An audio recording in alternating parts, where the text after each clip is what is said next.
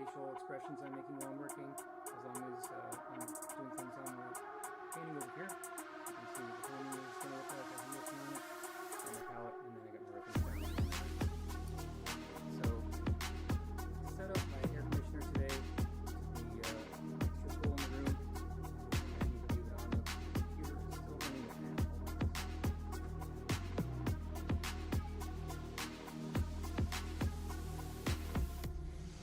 So, I ordered a new mic. Didn't get here yet. It was supposed to get here. It's going to be a couple days still. So, next time will be better. And you won't have to hear the air conditioner as much probably in the background. So, last time what I did was I worked on the trees that are along the water line here, the edge of the mountains and everything that's up above. And so this time I'm going to be working down on the area below. I'm thinking I used a not extremely large brush last time for all the trees, so that detail in there. But I'm thinking for this time, even though there's a lot of detail in the water, there's some plants growing in there, and some rocks are poking up from the center area. I'm thinking I want to go with maybe a little bit larger of a brush, which makes it a little bit more general. So, if you want to paint looser, this is something I hear from people sometimes. They want to kind of work looser or more impressionistic. If you work with a bigger brush, you're going to paint probably a little looser because you just are more limited that way. So if you have sort of a thing that you want to do and you're not sure how to do it, sometimes you can kind of set yourself up in a way that you have to do things a certain way just by the type of materials you're using. So if it's true for drawing or for painting in different ways. So I'm going to get my colors out. The main color I'm using is green. So it's actually going to be a combination of Viridian, transparent yellow outside,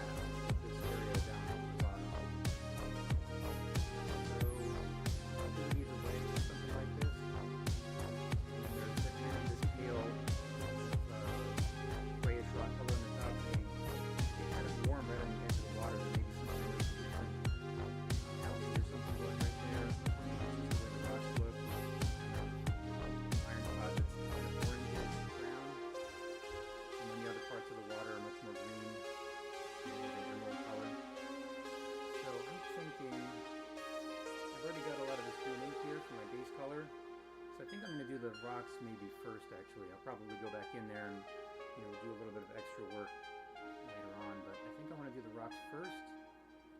And I've kind of got, this is the reflection of the water over here on the right, so I'll be going over that also.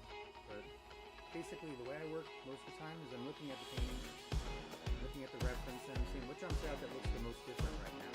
And a lot of the time that's the thing I'll work on next, unless I have a specific reason to do it some other way. So right now, aside from this little white corner on the left, the rocks are really the biggest difference. So I'm going to actually get, for the rocks, some red white. So that I use second in, but I put it over. And I'm going to get this much more archival.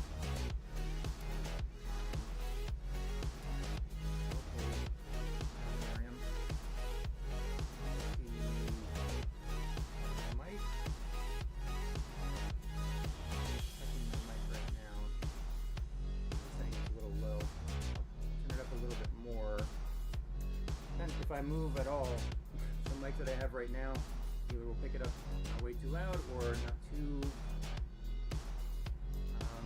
loud, so hopefully this is better. This is actually at the max right now. So air conditioning is not helping at all, but the computer is kind of running a lot of things because I'm streaming to several places right now. So once I don't have the air conditioner running anymore, or once I have my new mics anywhere, you won't hear the air conditioning as much, and the mic will be right now, so next time that'll be a lot better. So hopefully that's better. That's about as loud as I can get it right now. I'm going to get, you can't hear me all over here. Get some red, white.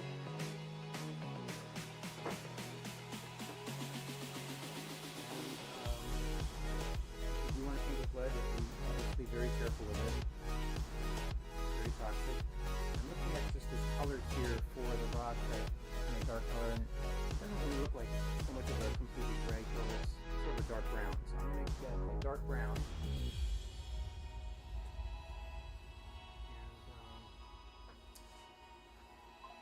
Okay, so Linarium's that's a good level now. I could actually go in there and do one more thing. It's a little bit, takes a little bit of time, but it's okay now, then that's good. Okay, so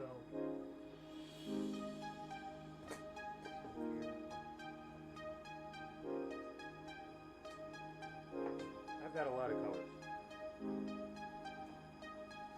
Okay, so I think I'm going to get some burnt umber.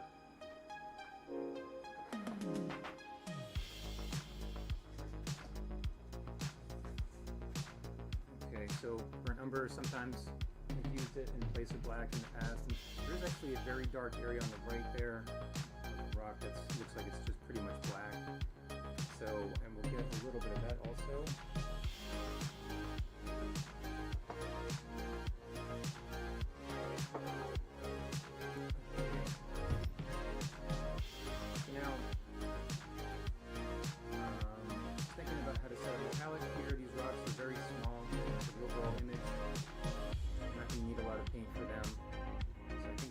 Set up the area for the rocks over on the right here, and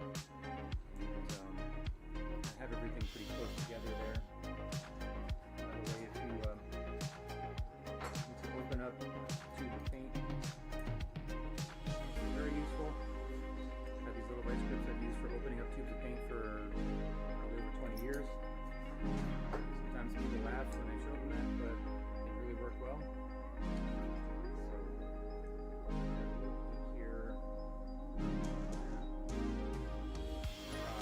This is really not a lot of paint. I'm going to get just enough. Really doesn't do very much. A little piece of it.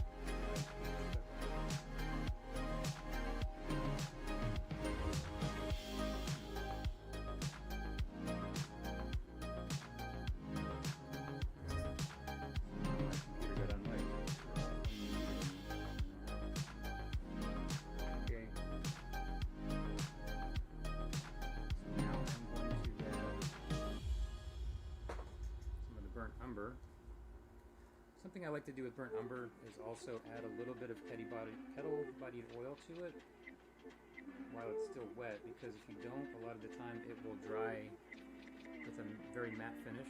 It's a very dark color, and it dries very fast. It has a lot of clay in it, so I would say it's about the worst for this.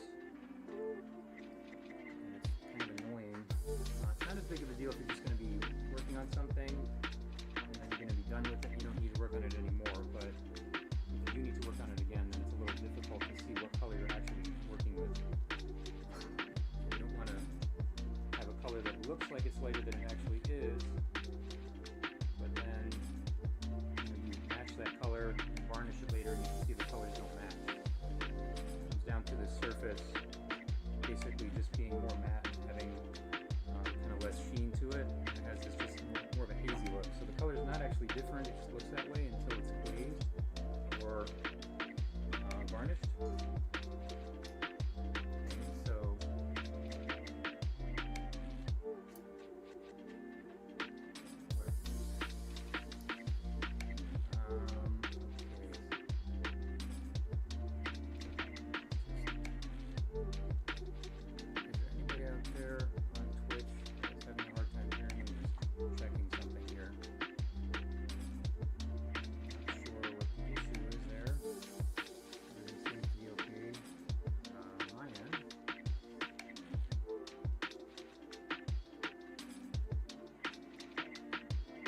Hold on 1 second, everybody. I'll be right back.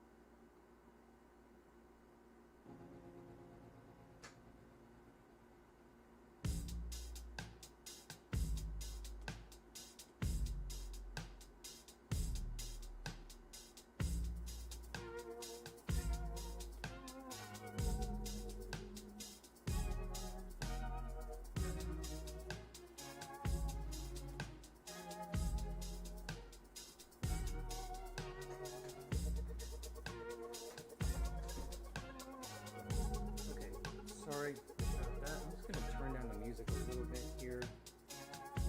See if maybe that helps just being able to hear me better. Okay, so hopefully that will be better. Guys, let me know if you can hear me okay now. Just want to make sure I'm not talking to myself here.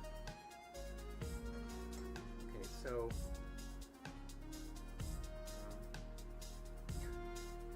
Planarian.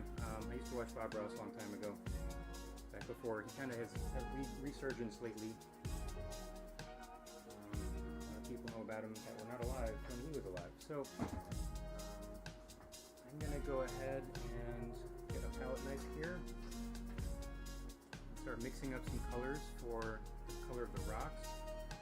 So it's sort of a warm color. It's almost like kind of yellowish. I think I might want to actually put a little bit of yellow in there. Even the lighter parts, they're not really white. You compare them to the clouds. The thumbnail's a little bit smaller on the screen than what I'm seeing, but or what you're seeing, but just get. And I think what I'm going to do is actually I'm going to get some of my transparent yellow oxide out since I'm going to be using that anyway.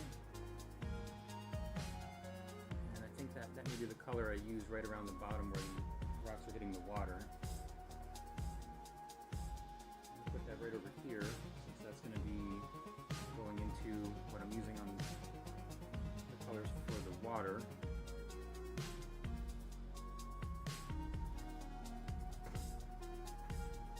Okay, and so I'm going to just take a little bit of this. This color is, as the name would imply, very transparent. So it doesn't really take over too much when you're mixing with another color.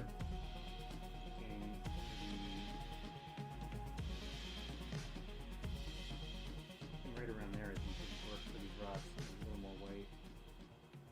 Once I get the base for the lighter color, I'll just take that and add it into the brown for the shadows or the kind of texture that's happening on there.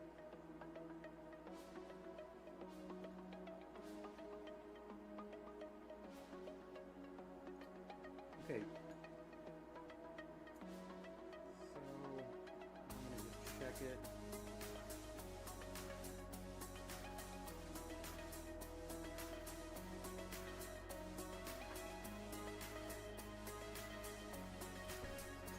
So I'm just hearing that the music is too loud, so turn it down to the point where it's not making much sound at all. Okay, I don't know if you can even hear that. So, just moving on here, hopefully that's better.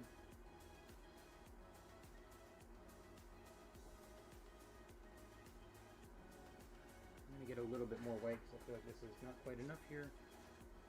Better to have more than you need than not enough, because then you have to stop and get more out of there. I tend to paint very thin, so I have to kind of remind myself sometimes, you know, use enough paint, even after I've been doing it for so long. Back when I was in art school, I painted way too thin. I didn't realize how much of a difference it makes when you actually paint thicker. You know, even what I do now is still thin, but it's thicker than what I did back then, which was just barely enough to cover the surface at all. And brush strokes are not really my main interest as far as what I'm doing when I'm painting, but some people are really into them. But just aside from that, it's just nice to be able to kind of put the color on with one stroke and have it cover instead of, you know, going over it 5 times for a small area. Okay, just checking.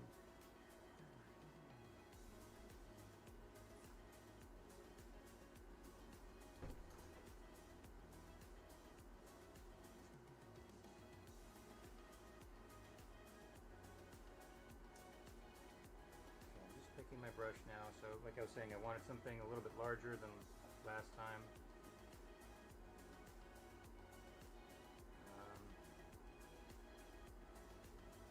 Maybe for these rocks, I'm just deciding if I can use the same brush for the rocks as I'm going to use for the water. There's a little more detail on there, so maybe I will have something not quite as large.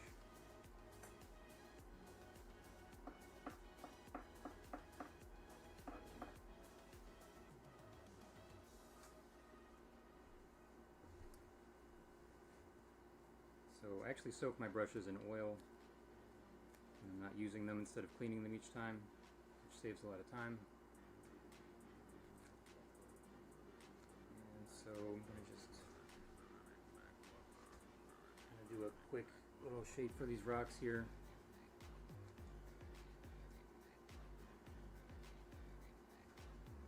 Pretty much in the center of the image. One on the left, yeah, I guess they're about the same width. Maybe the one on the left is slightly larger.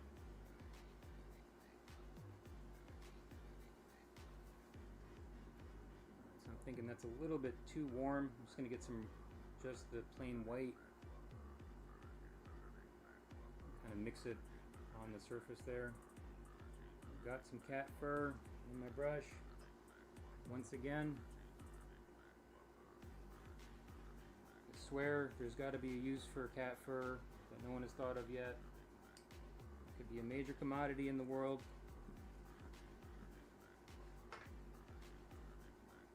Those cats just never stop making it. Alright, so I'm going to just make the second one over here. And of course, if I didn't get the rocks in exactly the same place, no one would really ever know unless they saw the reference, so not a big deal, but just trying to get it to look like the reference as best I can.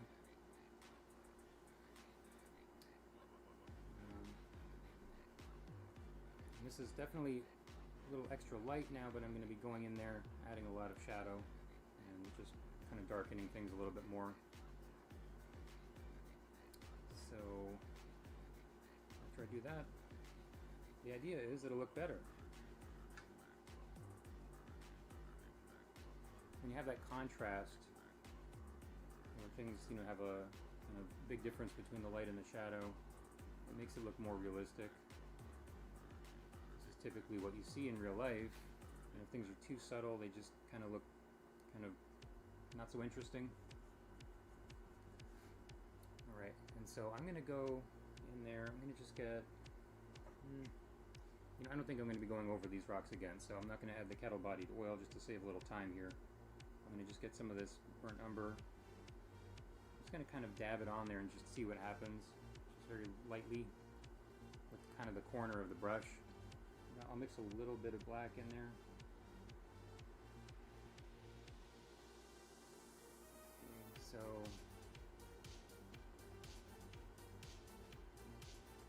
a little bit more black than I wanted actually. I'm using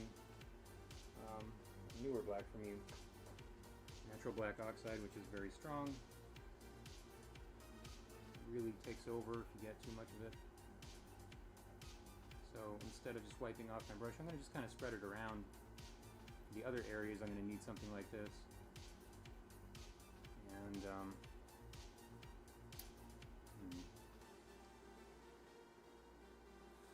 know what? Let me try just turning off the air conditioner, see if that helps with the audio.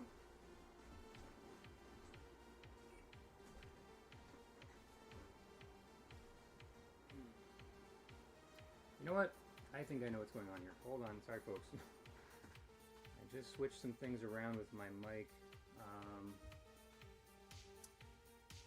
And I think I just need to add a little filter in here. So hold on 1 second.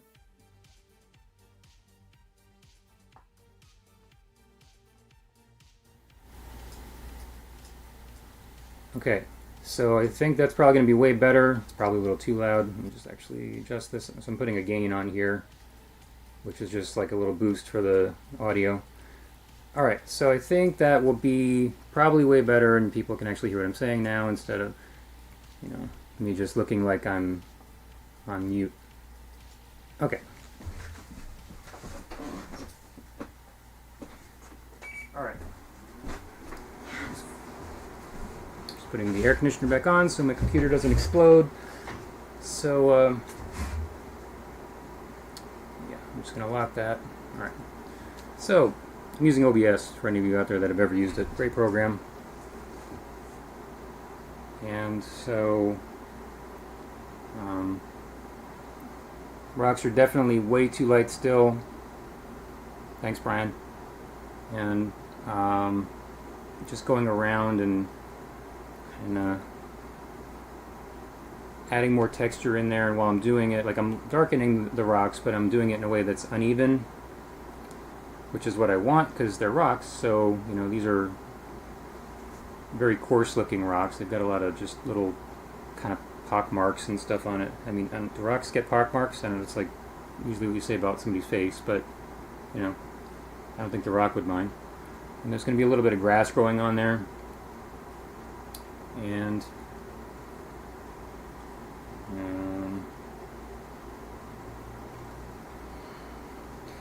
not really loving how this looks right now. I feel like it, I don't know, maybe it's a little bit too orangish or something.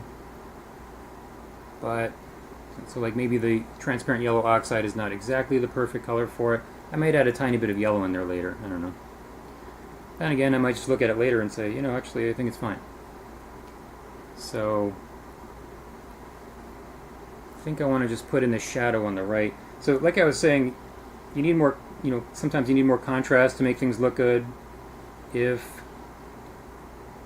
you don't have a lot of contrast, it's not as interesting, but also at the same time, like I think I was saying this last time, the camera tends to add more contrast, so the way it looks on a photo is not always necessarily how it looked in real life. You tend to have darker shadows, so you want to just keep that in mind when you're working from a photo.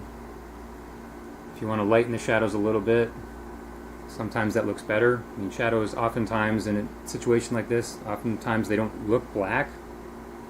So if you see that, then it might end up looking a little bit too strong in some cases. And you never really know what your original sort of scene looked like, or subject, or whatever it is, if you didn't take the photo yourself. So anytime you have a copy, there's always the chance that it's not going to have the same colors or contrast or whatever, any number of other things. So I feel like I'm definitely liking this better now with the shadows in there. It looks less stupid. So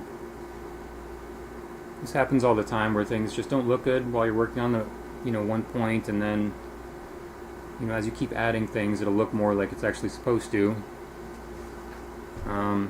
Oh, Someone's asking about the brush. So this is a Princeton 6100 Bright number 4, but it didn't look like this when I bought it. It's gotten worn down over the years, so it was much longer originally. I actually really like it at this length. I don't normally like, well, I guess I didn't used to like brushes that were this short because they're kind of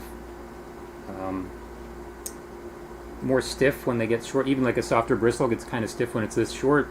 But years ago, when I was kind of like looked at them that way, I was using a lot of liquid when I painted, which makes the paint much softer, and it really just scrapes things off, which could be used for certain, you know, things you're trying to do. But for painting things that you don't want to like scrape off the paint too much, if it's, you know, a thinner kind of paint or a softer paint, you know, that can be an issue. But if you're using paint in a way that you want to go fast and just like put a bunch of paint on there really quickly, you know, this kind of brush can be really good for that. So I mean, I had some brushes I'd gotten as like, you know, were just given to me when I was younger by a family friend, and you know, she'd been painting for, you know, a long time. She was older than me, and I didn't even really know what a lot of them were for back then. And just over the years, I've kind of been like, oh, okay, you know, this is, you know, use this one for this thing. So some of those brushes I got, and I just like use them once and never again. Like I got something called an Egbert, which I think is really almost useless. My one teacher told everybody to go and get one because he liked to use it for shine on the hair, which I guess you can use it for that, but I wouldn't probably use it for that at this point. It's just not how I paint. But you never hear about Egberts. I mean, that is like some underground indie rock that there's like 3 people that know about, and those are the only people that go and see them play anywhere. It's kind of like the brush version of that. Anyway. Okay. Thanks, Facebook user. I don't know your name. See you in a little bit. Okay, so I'm almost done with these little details here. I'm just really putting a lot of stuff in here. There's like a kind of a little crack, it looks like, on the left, and some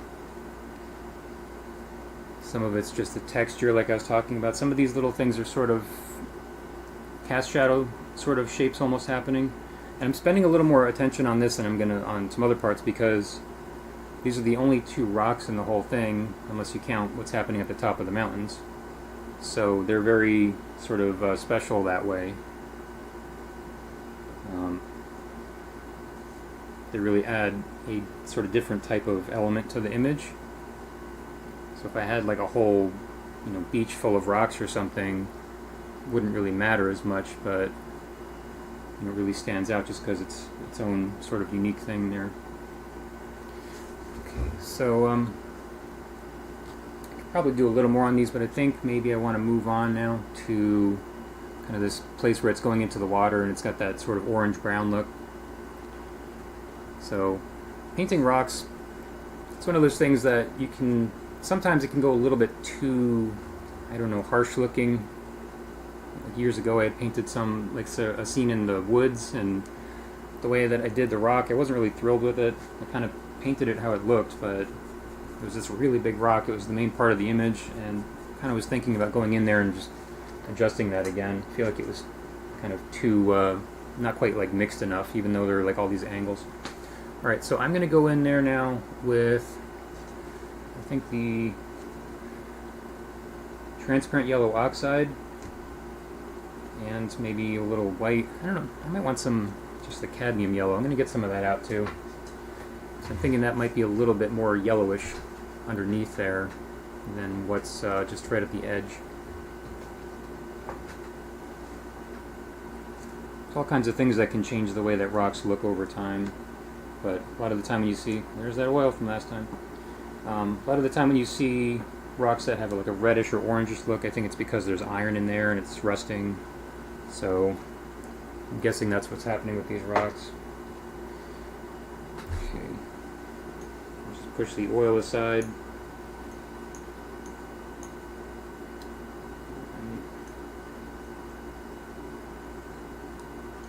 I guess I can turn my music up now since everybody can hear me again.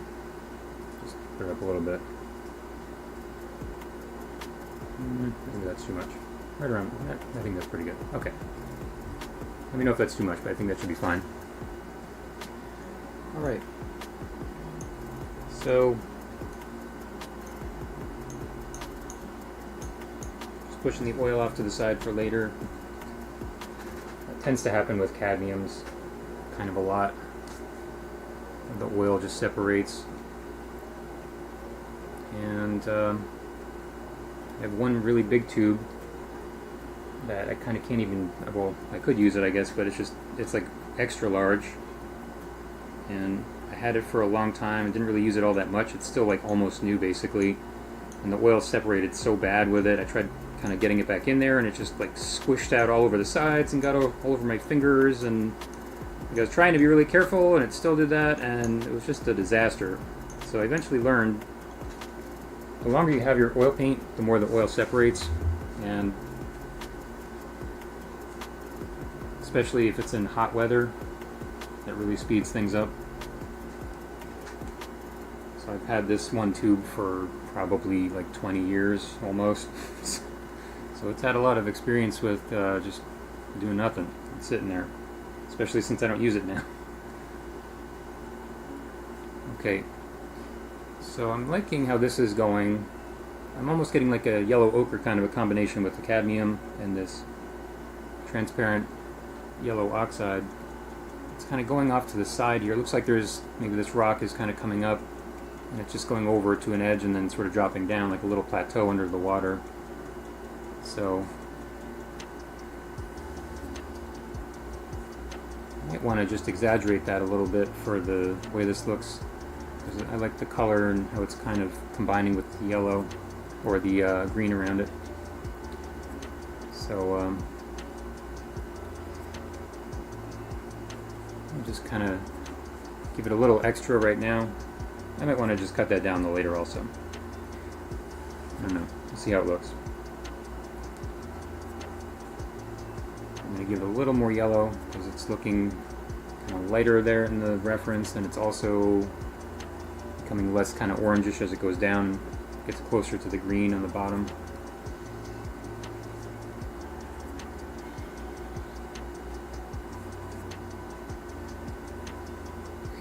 So I'm going to switch back up to the edge for the darker brown in a minute.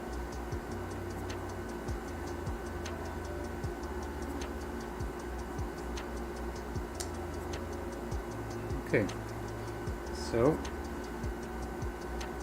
just go over here, put this right in on the edge. I can't really tell where the water is actually ending. I'm guessing it's right around where the kind of the brown area is there on those rocks.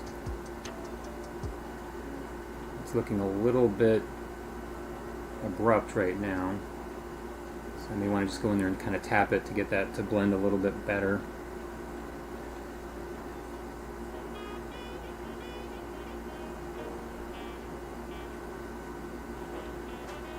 I'm just backing up every once in a while to kind of see it further away. It's good to do that.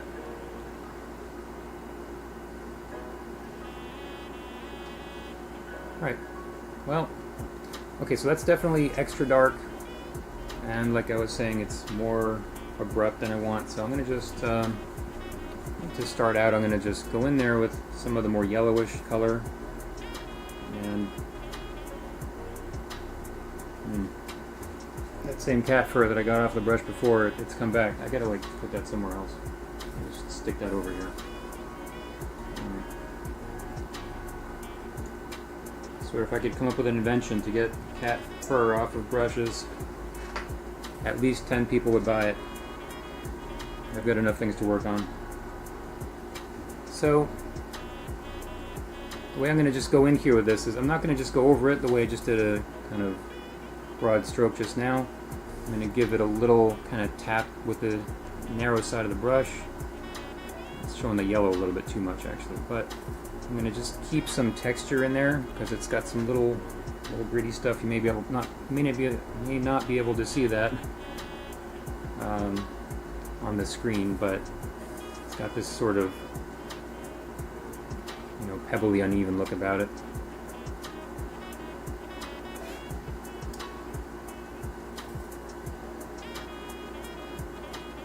So it's looking better, I think. Maybe I'm wrong. Could be I'm having paranoid delusions and I'm not even painting rocks at all right now. I think that I'm going to just do a little bit more here, bringing this yellow color up. It's always interesting when you add colors on to a painting. You know, certain colors you think would show up a certain way, and they either work really well or really don't work at all. But you know, you never really know how it's gonna, how successful it'll be in the painting until you start putting it on there. Things don't always look the same on the palette compared to when they're around the colors that you have on there. It's like if you put together an outfit, you may have a, I don't know, a shirt or something that looks really nice with one outfit, but really doesn't work at all with another one. You know, they just don't go together as well. Not like I'm really spending a lot of time every day putting together outfits.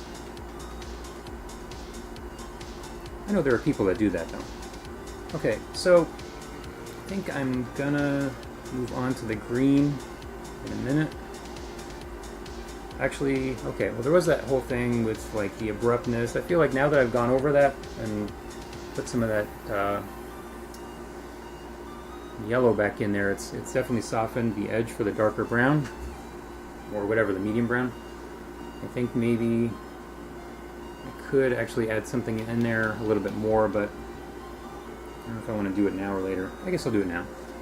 That was a quick decision. So I'm going to just put in some more of the transparent yellow oxide, just a little bit here. It's got this sort of like shadowy kind of thing happening down this way, and just a few little places. And again, like I was saying before, I want to like use a bigger brush. You might not have heard me, because maybe no one did in the beginning, because I was like too quiet.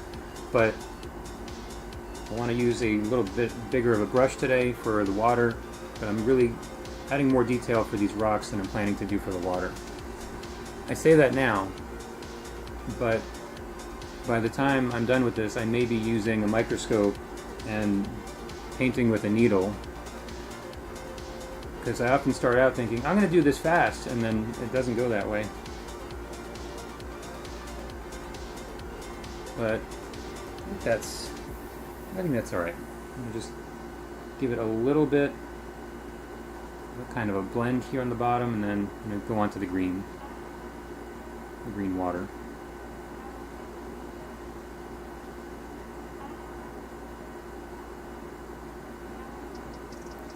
Okay. This looks like some really messed up jellyfish right now that are swimming through the water, but anyway, I'm going to get some of my Viridian out, and make sure I didn't just get some lead on my fingers. We're okay. So,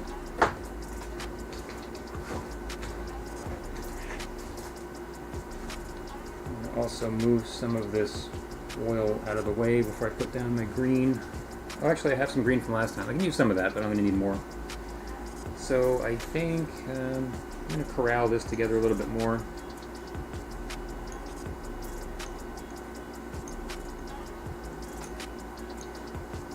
Just get the brown out of the yellow there. I might want to put some of that brown in the yellow. I don't know, maybe, I don't know, we'll see. I really have no idea what I'm doing plenty of the time. I'm just trying things and see what happens. And a lot of the time when people are starting out with art, they may get to a point where they draw. Did I talk about this last time? I have no idea. They draw things or they paint things and it's looking really good and they don't want to ruin it.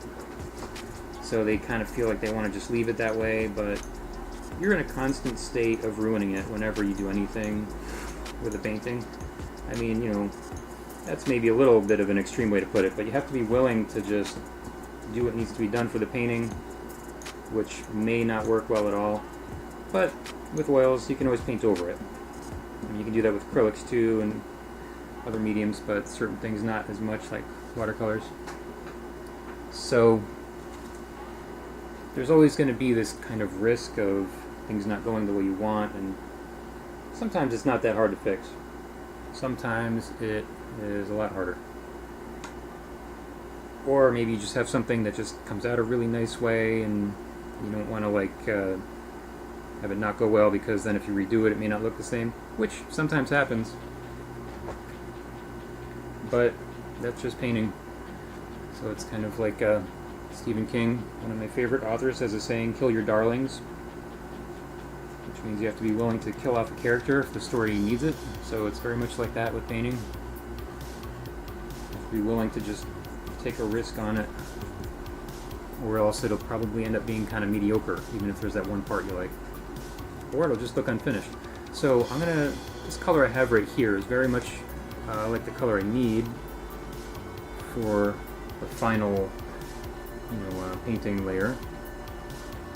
I'm going to just try to get something looking like that.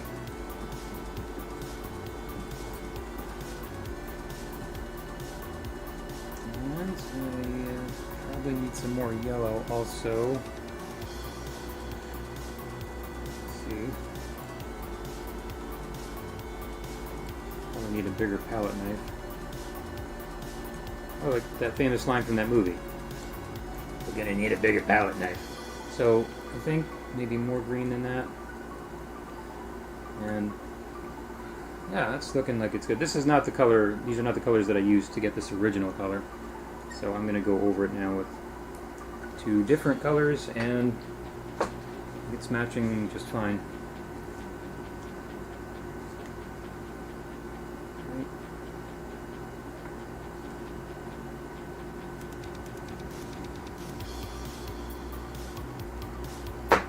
Who knows what movie I was not quoting just now?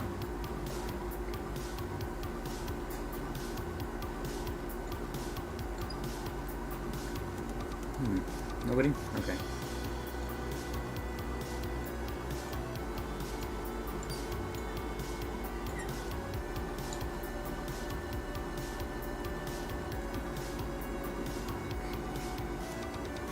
So, yeah, I'm going to definitely, you know what you can do sometimes? Just actually put the color right on there with the palette knife, even if you're not painting with the palette knife. So I think that is looking good. So now that I've mixed up kind of my little target area here,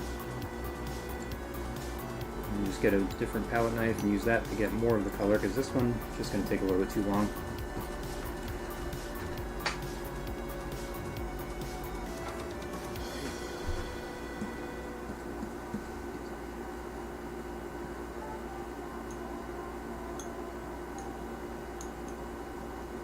Here's another quote. This is an actual one. You got city hands! Oh, I just blew out the mic.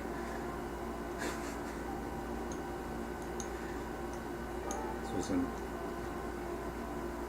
Oh, timer of success. Oh, there you go. Yes, Jaws, that's right. Very good. That movie actually was almost a complete failure until they added the soundtrack, because they were screening it and people were laughing at the movie because they thought it was really funny when the shark was just going around killing people.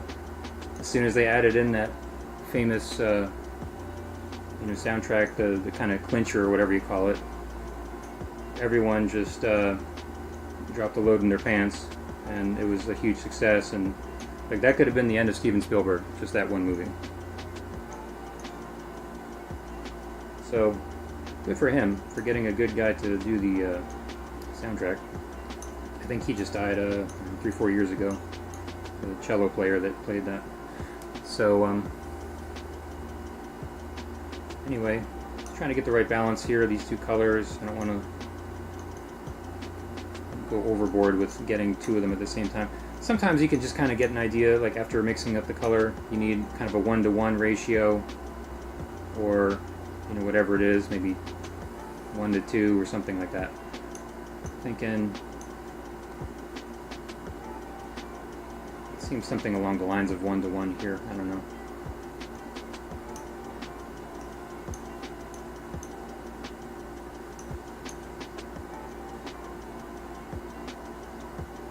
All right. I'm going to put some of that on there. By the way, for those of you that haven't seen Jaws, I won't spoil the ending, but it was supposed to have a completely different ending originally, but there was a malfunction with the shark, so they had to just change the way it ended because the shark just didn't cooperate.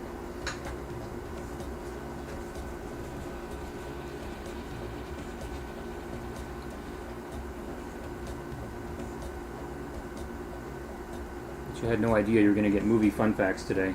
You thought you were coming here for painting. I think the two go together. Alright, so I'm going to switch. Well, am I going to switch to another brush? I don't know. You know, maybe I will use this one. Okay, so like I was saying, you can just kind of put it on there pretty quick, and I'm definitely going very thin right now. This is a little bit maybe light, so I'm going to just get a little more of the Viridian in there. That Viridian is so cold though, such a bluish green. I don't know if it's going to be too blue. Maybe, I mean, you might need to dull it down a little bit with some black, but let me just see how this looks.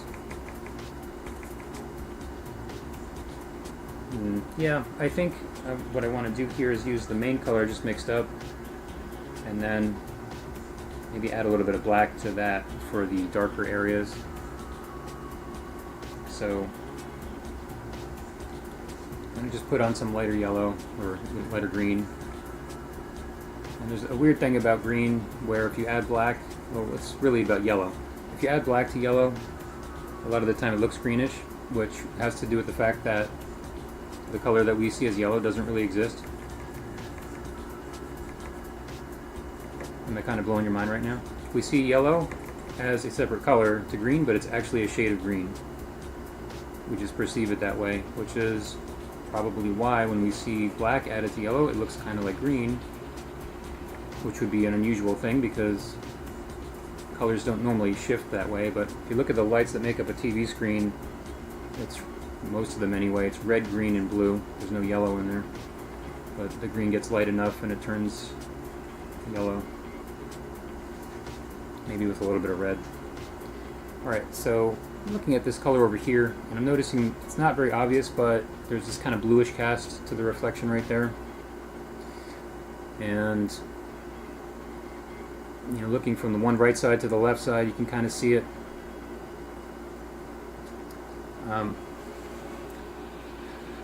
Brian, good guess. I think I'll take it. Fish movie with the mouth and the teeth. Close enough. So, I'm going to just maybe put down this color and maybe add the blue later. Sometimes you can do it. You know what? I'll just, like I was just saying, the Viridian is a little colder and bluer. I'm going to just put that in there so that it looks more like this guy. More like the sky, not this guy.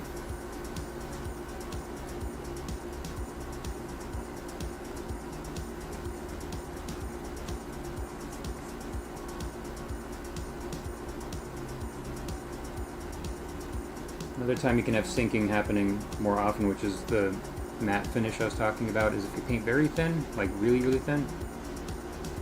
So painting thicker helps with that, but you have to just paint the way you want to paint also. You can kind of think about this kind of stuff and try to do it in a way that avoids some annoying stuff like that, but there is a point where you just kind of have to do it and, you know, be able to still function without going nuts over all these rules and things. I mean, there's not really that many, but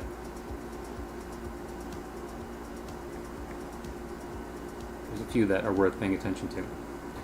Okay, so this reflection area up here, I was gonna paint over that whole thing. I probably will, but it's not looking too bad right now. I'll just soften this a little. I'm just gonna go over this edge here just slightly with the brush, just to make that edge not so distinct.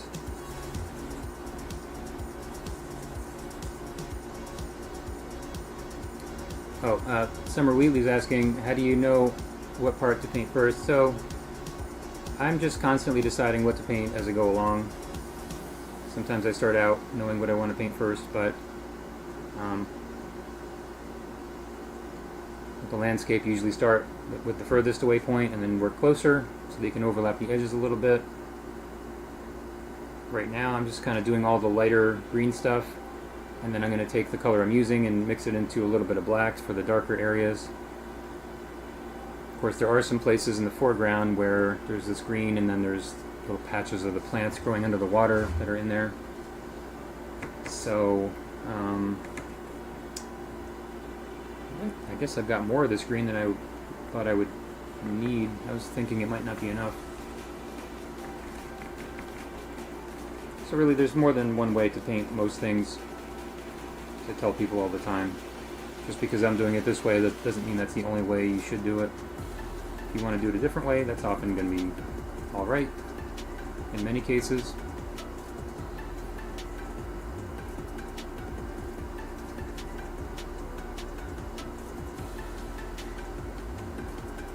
I'm going to go right up against this rock over here. A little bit of a tricky part because I painted the rocks first, which I might not do if I was to do this again, but got a couple little hairs sticking out there that kind of went over the rock in a way I didn't really want to, but that's fine. I'll just go over it later.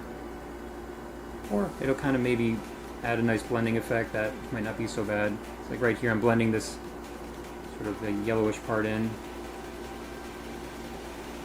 to get a nice blended edge there.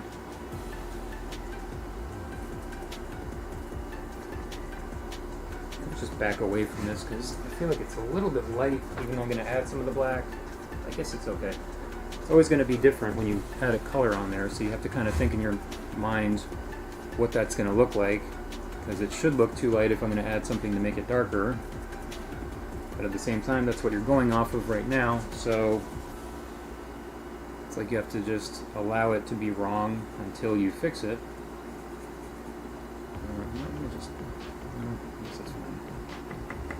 Just going to move the painting over, but I'm going to have to readjust the camera and everything. It's fine.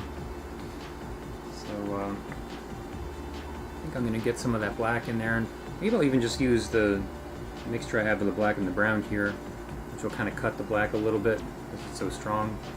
Before I do that though, I'm thinking about my brush, and just once I get that other darker color on there, I can wipe it off, but it's maybe going to kind of adjust a lot of the other color I put on there, so I'm actually going to just go in there and look for anywhere I can to put in this lighter green before I introduce the darker color down here.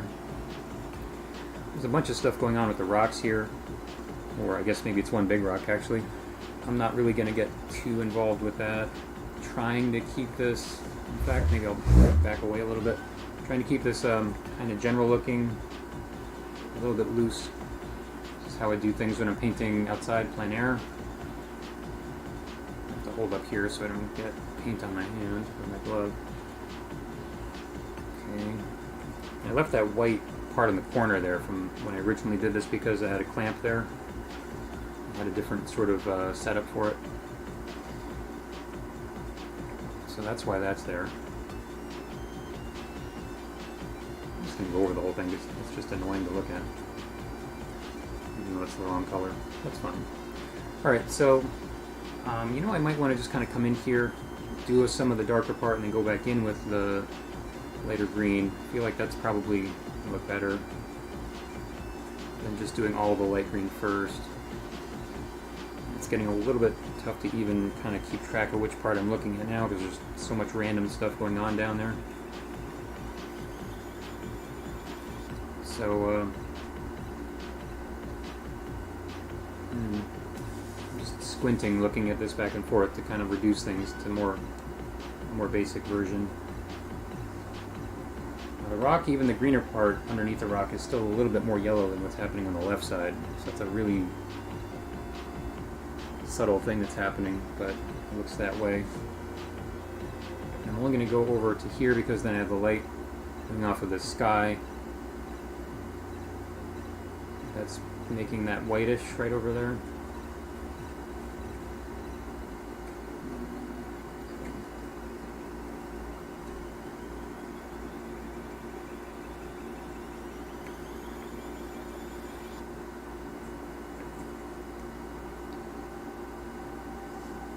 Right, think now I'm going to switch over. Actually, did use up a lot of that lighter green. I'm going to take some of the brownish black over here that I mixed up. Let me just see what happens if I just kind of go over it. Oh, ew, oh, no, that's not what I want. That didn't work.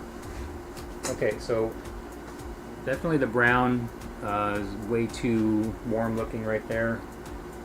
So I'm gonna have to just get some black. Because this black is so strong, I think I'm gonna have to actually mix a little bit of the black into the green on the palette. I normally would just kind of put it on there, but it's very strong. It's like a superhuman. Well, it's not human. It's like a superhero paint because it's really super strong. I don't know. So I'm gonna just actually mix up a little bit more of this color here.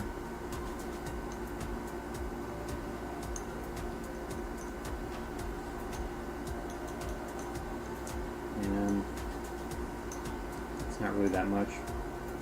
Probably don't need a ton. Well, I'm gonna go over that whole reflection area. Can use some right there. All right, I'll get a little bit more. This is sort of the base for what I'm about to do, even though it's changing.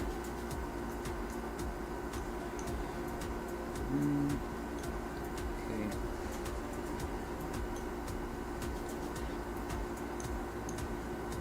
So how many of you guys watching are painters or have tried painting in the past at some point?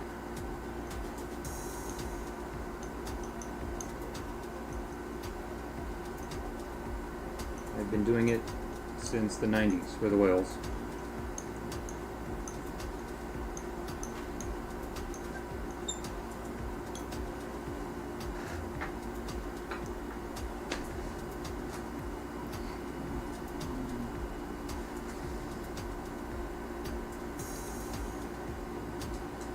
Actually, I'm going to take just the black here.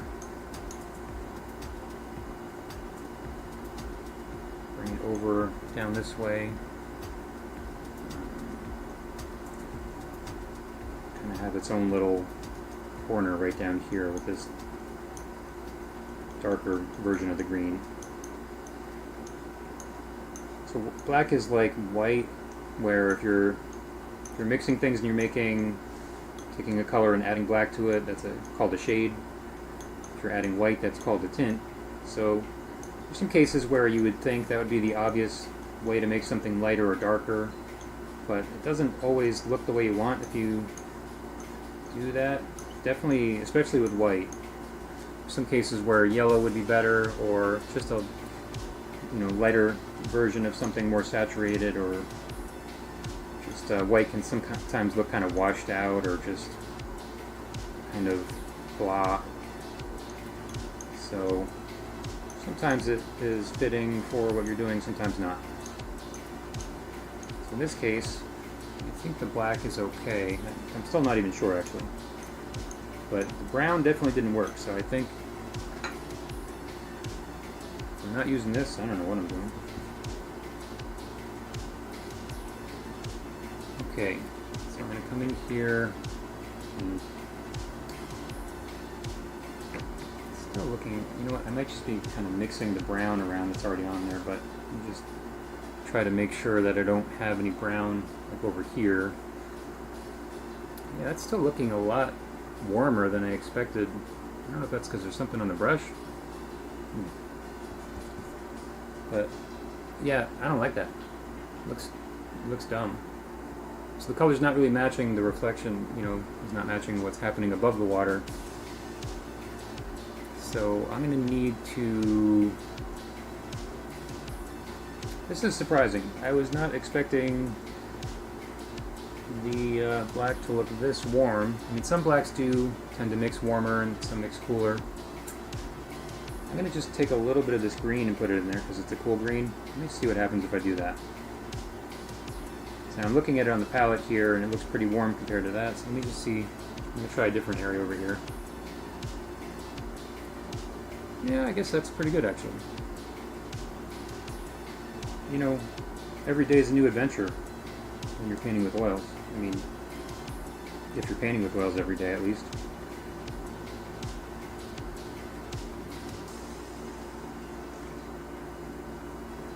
Okay, so I'm actually gonna I just put the mixture of the light green with the black in right here. I'm just taking the Viridian and just going right back over that, because that's actually what I need to correct the color. So it's already on there, just without the Viridian, so I'm just going over it. And yeah, that's looking way better, I think. Just kind of fading it as it comes down. See, there's this reflection coming downwards. Then there's also these lines going across. I guess that looks like maybe ripples. Yeah, I think it's ripples in the water. So I think that's a little bit more complicated and detailed than I want to get. I'm trying to keep this a little bit more basic looking. Well, a little bit looser. Emphasis on the little bit. So now I might kind of exaggerate the reflection here a little compared to the reference, because it probably looks better that way. It's not really that noticeable in the reference over here, and people love their reflections, you know. Looking at the water, just giving you your butterfly image. So now I'm just going to mix some of the Viridian in with the color on the palette. Actually, I did that already. So I'll just keep going with this with the color that's already mixed in with the Viridian down there.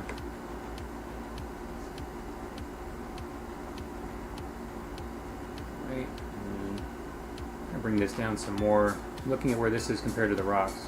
If it looks straight across there, a little bit lower.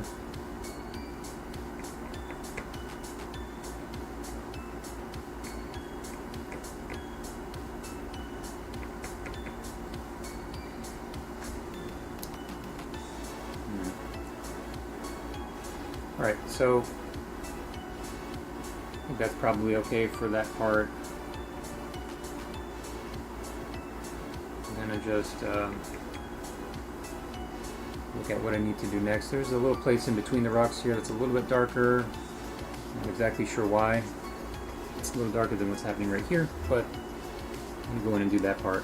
I'm going to hold my brush from above to avoid going over the rocks, or maybe from the side. I'm going to try not to go over the rocks too much like I did before. Oh, that's too dark. Okay, so now I'm not mixing it together with the other color, so that looks a little bit too dark right there, so I'm going to just get some more of the lighter green. Go like that. That looks about right. There's going to be a little bit of grass and some kind of plants growing on there at some point.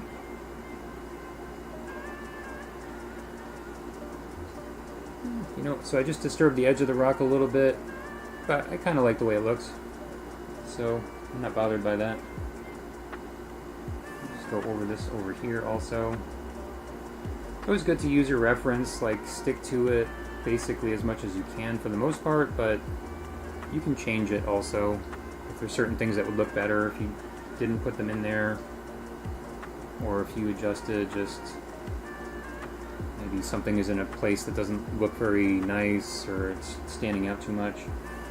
Your job is definitely not to just paint everything without even thinking about it, because you're making decisions, hopefully, from the start of the painting all the way through to the time you're done. I'm going to leave this little area here because there's going to be that plant. Maybe I'll go in a little bit. Then I'm going to go over it with the plant once I have some more in there.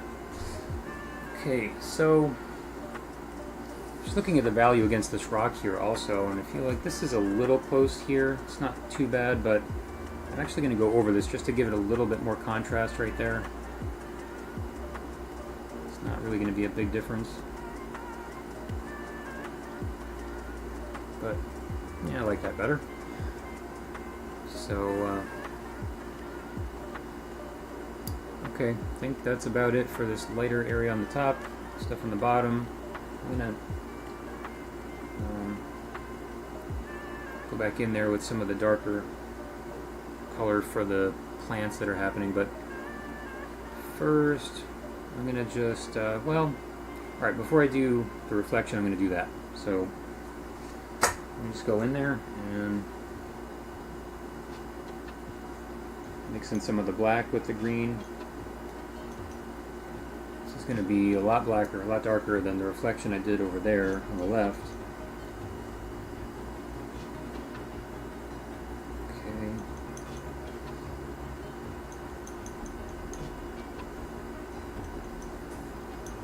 This is pretty dark. Well, it's not quite as dark as I was thinking on the palette. So I'm going to get a little bit more black here. And I think I'm going to need some more for this bottom area, or whatever that fish food is that's growing out of the bottom of the lake.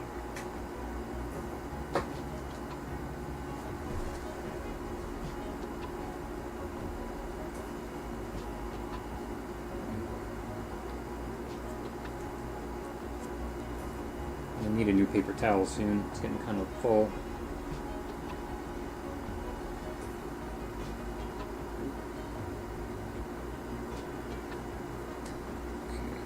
If you ever have too much paint sticking out of your tube, you can kind of sometimes just tap it like that, and it'll go back in so that you have a little bit of space to put the cap on. Especially if it's a heavier pigment, you can do that. I do that all the time. Sometimes it doesn't work so well. It's probably more of the black than I really need, but whatever. I like this black because it dries nice and glossy.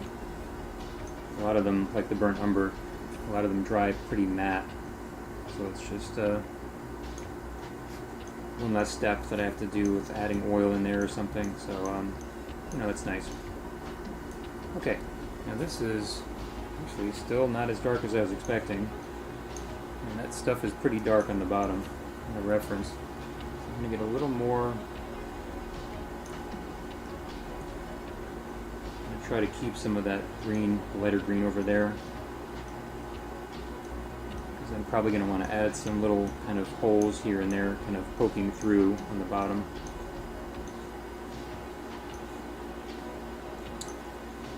Okay, and this is not a lot of paint, but I'm going to just try it out and see how it goes before I mix too much. But let me tell you, it stinks when you mix up a whole bunch of paint and it's just completely the wrong color.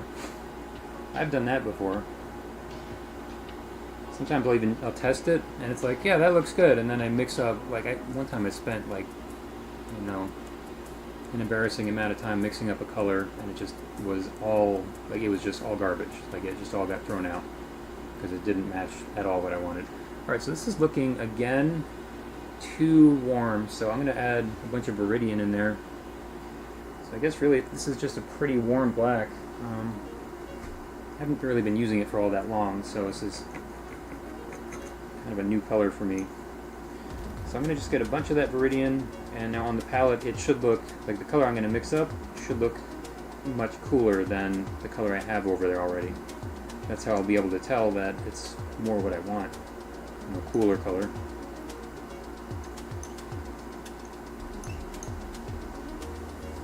You guys know warm and cool colors, what that is?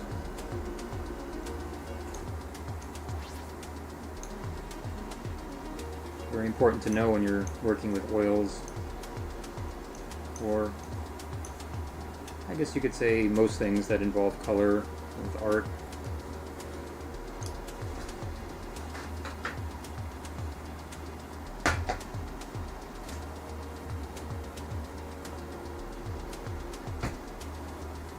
Basically, cool colors are bluish, warm colors are red, yellow, orange. So they look different, you know, just especially together. If you're doing flesh tones on a person, they really look noticeably different. And it just kind of makes it look more kind of believable, especially in that case. So here, I'm just looking at it in that way by mixing the color up. I think I'm going to need some more Viridian. It looked a little bit too warm, so let me try this one over here and see how it looks. Better.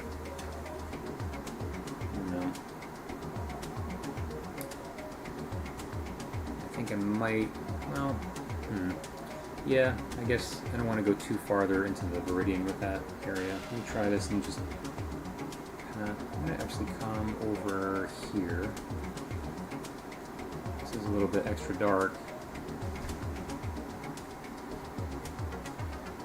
So now there's kind of a thing I want to be careful about with this, because I want to go kind of general with these little plants underneath the water. I don't really want to spend a whole lot of time on them.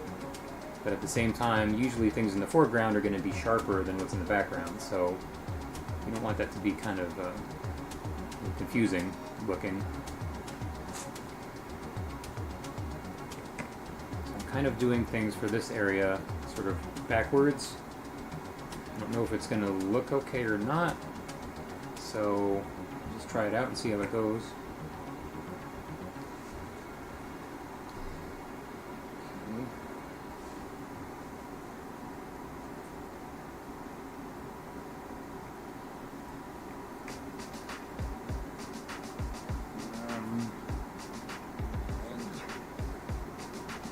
So sometimes you can put down colors and just kind of go over it later. Kind of go over it with a dry brush and blend everything together and give it a sort of more general look, but it's not really maybe as noticeable that way. Kind of becomes more just nondescript.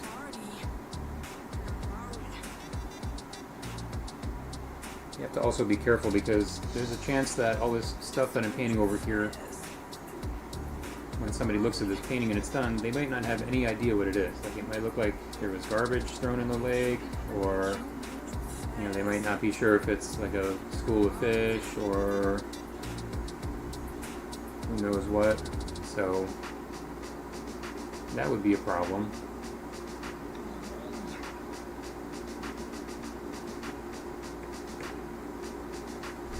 I want to back up a little bit more for this. And so far, I'm not sure if this is going well or not.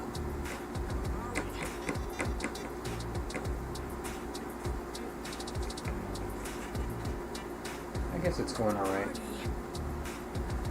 Part of the thing I want to do here is have the stuff on the bottom be larger than the stuff that's, as it goes upwards, the little plants and things should be getting smaller. That at least gives the look, the appearance of the perspective happening.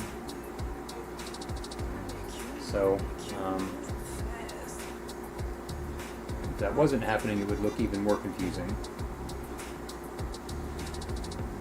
And this is the kind of thing that you could potentially just leave that altogether if you just thought it could be an issue or just had no interest in painting it. Sometimes pond scum can be kind of nice looking though, despite the derogatory name.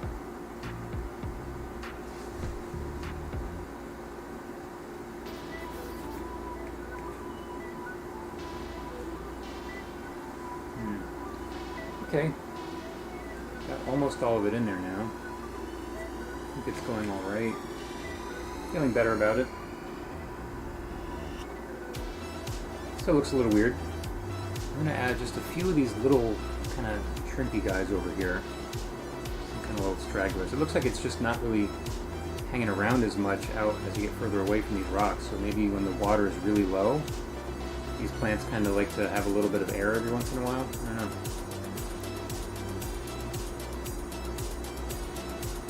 But having the little kind of almost not even noticeable bits happening as they go further away definitely helps to make this look like it's just not this one random patch of strange smudges happening in the water.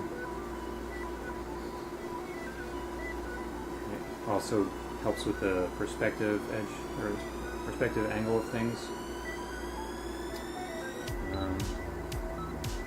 There's not really a whole lot more of them happening in the water over here. It's a little different on the right. So I'm actually just noticing I can put a little more of this in. So it's kind of ending right underneath this one rock on the left. And the kind of plants that are not getting the reflection from the sky on the right side it's ending right about here. Get a little bit more. Kind of just throwing it in there. It's a little bit too high. Take it back out. So,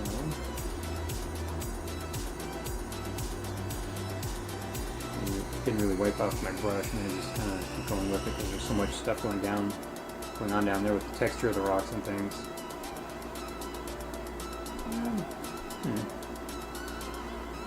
guess that's looking okay.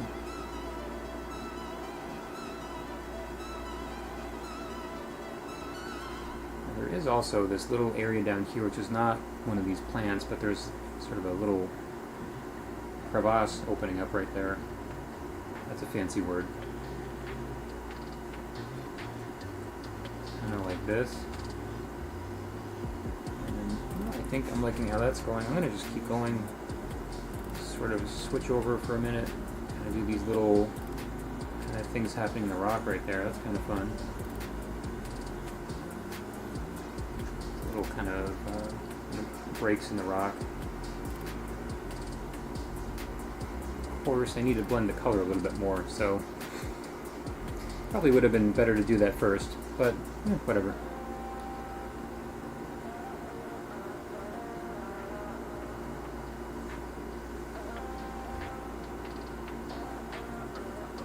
I don't get stressed about painting as much as I used to when I was younger. A lot of people have a hard time just even sitting down to work on it because they're afraid they're going to just like screw it up. So, you know, I went through that stage a long time ago. But that's just painting. I used to work at a graphic design studio, and sometimes we had these crazy deadlines, and one of the guys that was working there would sometimes just say when we were stuck there at 11 o'clock at night, yep, saving babies. So it's kind of like that. You're supposed to enjoy this. This is like what you do for fun, hopefully.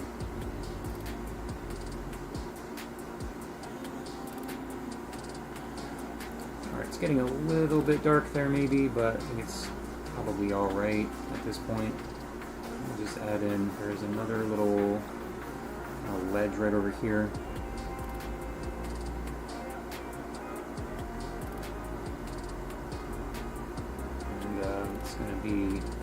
Another break going over this way. Should actually be a little bit lower, maybe down here. Whatever, it's a rock.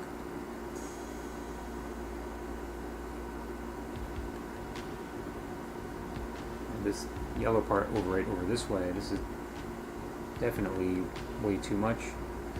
So I think I'm gonna switch over now. Let me just kind of scoop together some of the darker paint down here. Wipe off some of the paint that's on the brush. So before I wipe it off on the towel, paper towel, I'm going to just wipe it off here so I have extra paint to use. This is kind of all compressed in this one little spot here, but if I had a bigger area, I could just kind of wipe off the paint a little bit more in a bigger spot. That's fine.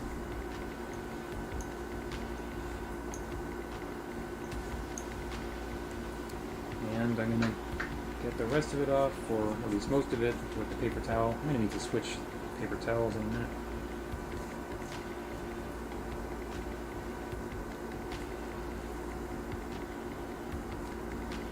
I'm going to go back to the lighter color. And so now I'm going to just pull out some of the little bits that are showing through on these plants that are down there. So this is where I have to be extra careful not to get too detailed, because that's kind of what this is. It's making things less general and getting more specific with it. But there is a way to do it so that it still has kind of a general look.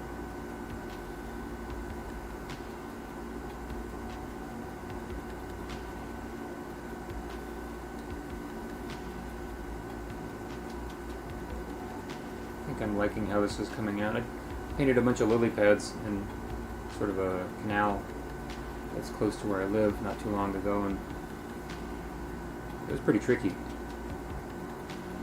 It's kind of a little bit like some of this stuff I'm doing now, but there was this little gap between the lily pads and then the floor of the canal there, which is only a few inches. There was leaves on the bottom, then there's the reflection of the water on the top of the water, and there was light from the sun hitting some places but not other places. So that actually turned out to be pretty complicated. Now, I think I like how this is going, but I'm trying to make sure that these little marks I'm making now are kind of cohesive enough with the other ones I made, so it doesn't look like there's two different things happening. So I'm going to just kind of go around and just sort of smudge them a little bit so that they don't look too different. The majority of what I'm doing here also is fairly horizontal looking. So that's just kind of how it is in the reference. Things are not as vertical for the angle that we're seeing it at. Okay,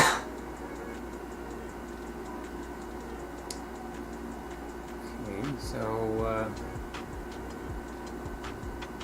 think I'm not going to do a whole lot more of this than I'm doing right now.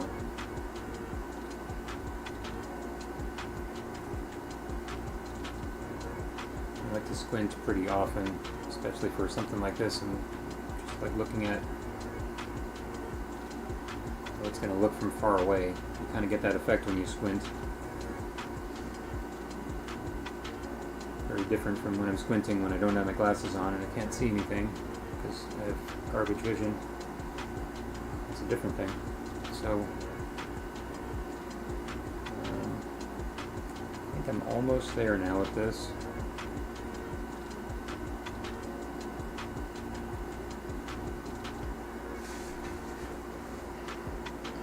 I guess it kind of looks like plants. Of course, I know what it is. So, I have to really ask somebody that doesn't know what it is to be sure, but I don't have anyone else here in the room.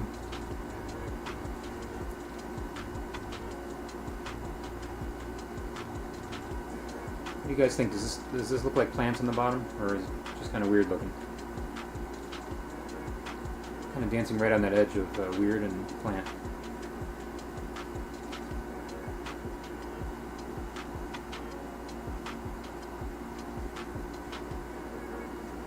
Like I was talking before about the difference with photos versus, you know, what's really actually in front of you, or when you're taking the photo, the way colors actually look. That's definitely one of the nice things about painting in real life. Oh, thanks, Gravity Falls. It's a cool name. I've been listening to Billy Idol's Rebel Yell album lately. Just for some reason started getting back into it. And there's that one song, Catch My Fall. I don't know if you ever heard of it. It's pretty good. Pretty good album. I always liked Eyes Without a Face.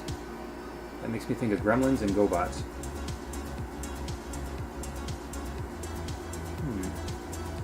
So, I think I'm almost there with this, and I feel like down here, this is a little bit too, I want to break this up a little bit. It's just a little bit too kind of conspicuous. I'm just kind of tapping it. Sometimes you don't even have to move the brush. Just kind of like put it down and lift it up.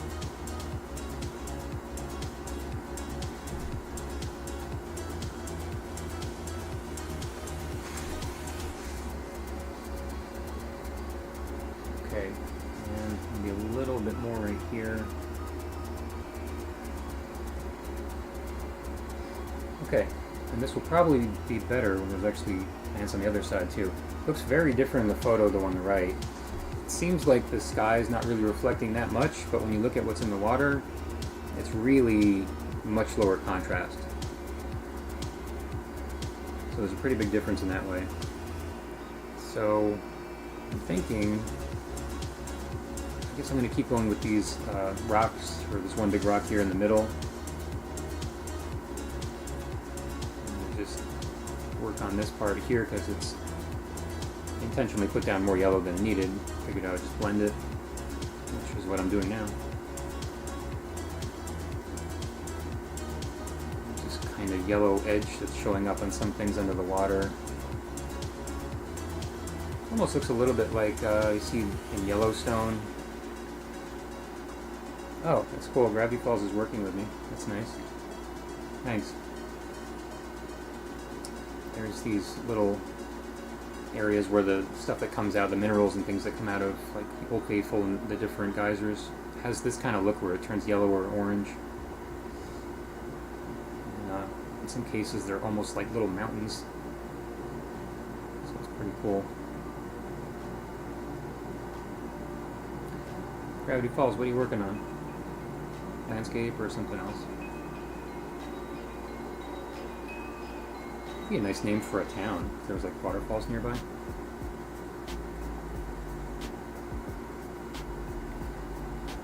I'm going to put more of this lighter green in the middle, in between here. And it's a little bit lighter than the base color I have, which is fine.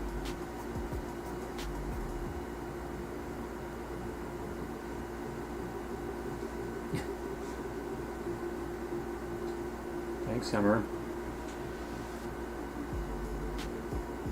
That plant is kind of weird looking. It's almost like a very short bunch of Christmas trees growing under the water.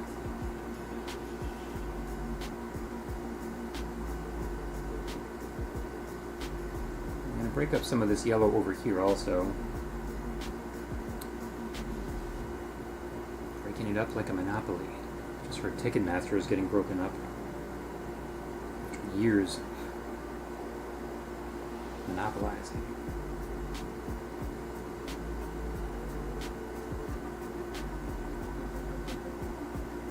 Congress wasn't having it. So I'm going to bring this down a little bit more here. It's definitely still too yellow. If I have a little bit of texture in there still, then that's good. I want to have a little rocky texture in there. I might want to put a little bit more yellow back in there, probably. And I think I had made this a little bit too high before, so I'm going to push this down. Just going to kind of cover up that little sort of dark edge that I put in there before. Oop, got my easel. Just wipe that off.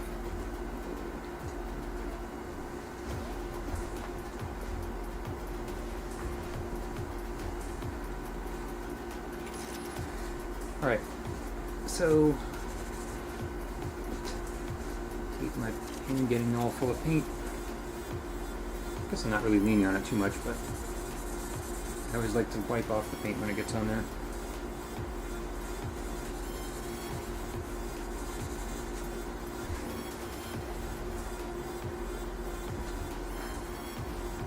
It's good to look every once in a while, just make sure it's not on your hands.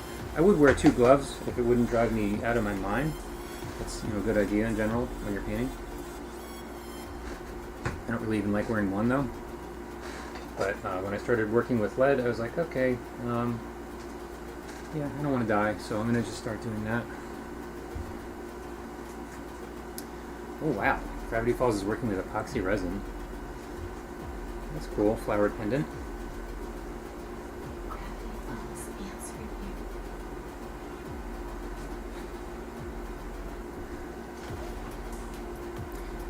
So, yeah, that sounds cool.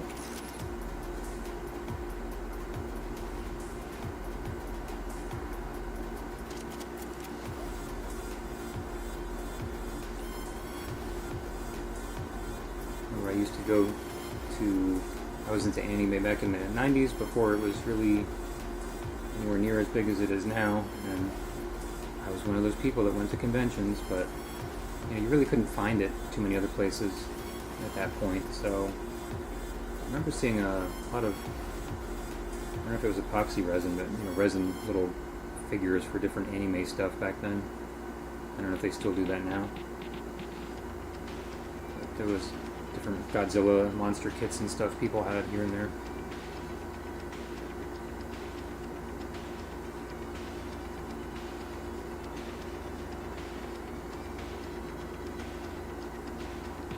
In the 80s, one anime tape that was like 45 minutes might have been like $80 because it was so rare. It's probably like guys going to Japan and just bringing it back to sell over here. Alright, so I'm going to need to add in a little bit more of that yellow here.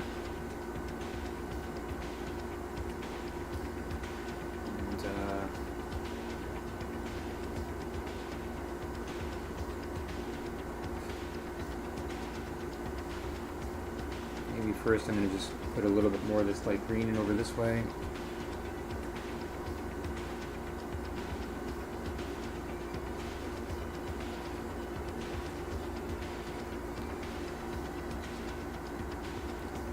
Okay, I'm going to break up this line a little right here.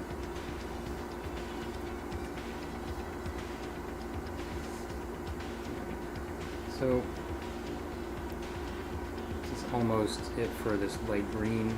Right, this like reflection right over here actually comes up higher than what I put down in the beginning when I first had worked on this. So I think right around there is the edge of that.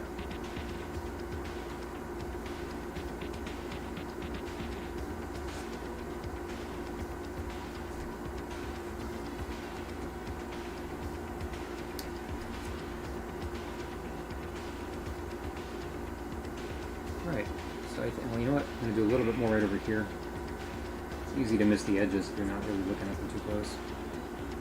Hi Victoria, thanks for joining. If you guys haven't seen Victoria Herrera, her work is really great, worth checking out, especially her flower paintings. She has, I think, some of my most favorite flower paintings I've seen.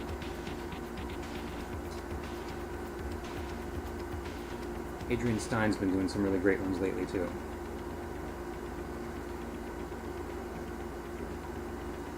Okay, I'm gonna get more of this yellow. It's not really yellow, it's kind of a yellow ochre color. Just kind of tapping that in there. That's too much. Spread it out now because that's more than I want. I don't really know what's happening underneath the water in this one spot, but it looks yellow on the edges.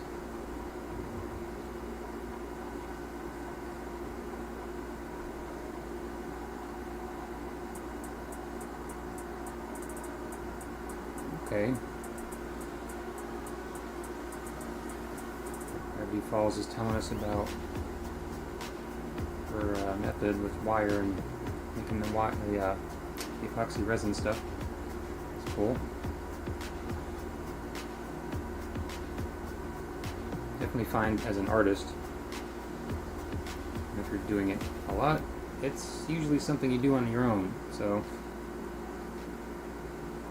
I guess now being online and with technology the way it is at this point, you can just kind of be alone with somebody else while you're working, like right now.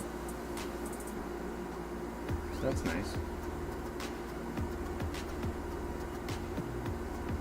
Sometimes being by yourself all day, some people are into it, or maybe not.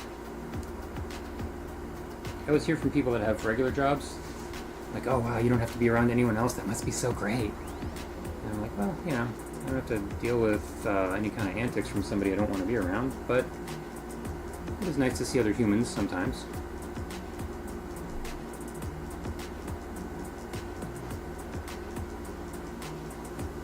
Sometimes my painting is giving me the antics. It's like, hey, I see what you're trying to do.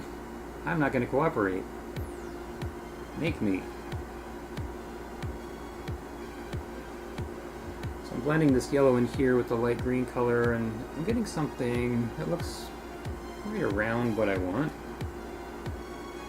I didn't really plan that exactly, but whatever.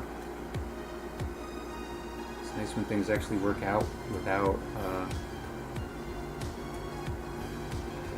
even trying to do that. I mean, it's the yellow going with the green, so like it makes sense that it looked the right way together. This little crack thing here is a little too big, so I'm going to just go over it. Alright, now, I don't like how sharp this edge is over here for this little break. I'm going to just tap that.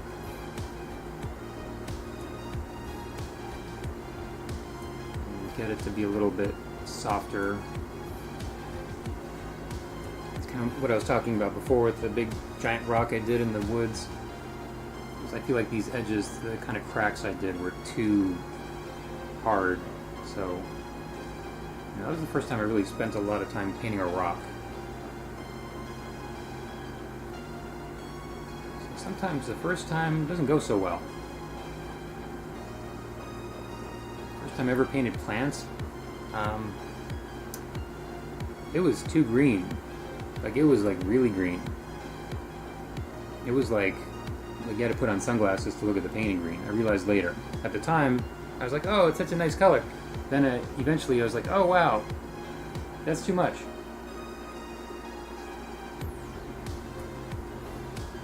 Definitely your kind of sensitivity to color gets better as you go on. You're working in art. And artists actually can really actually see colors, or see the difference in colors that people that are not artists can't even see.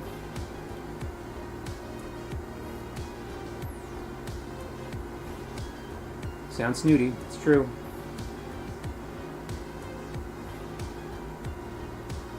But it's really like any kind of specialty that people get into.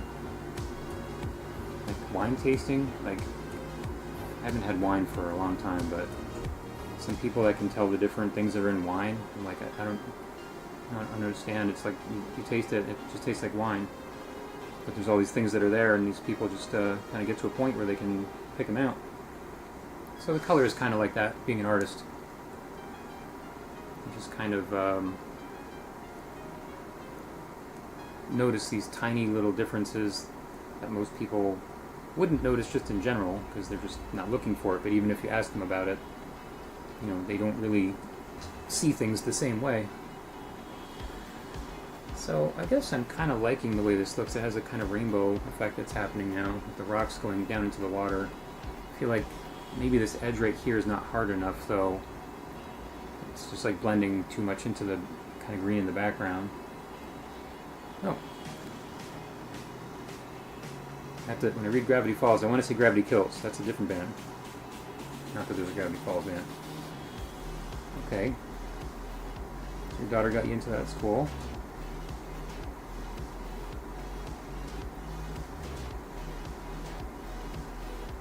And you've done a little bit of painting. Nice.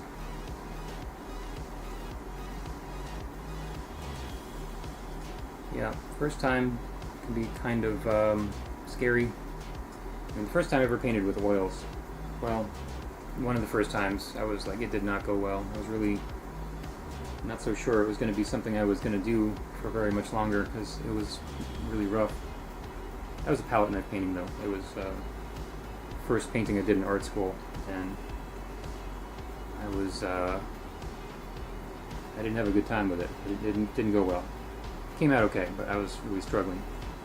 I think working with brushes is easier for me anyway. Oh, hi there. Cloudless Reg, hi there. Okay, maybe come back to you later about that. Or not.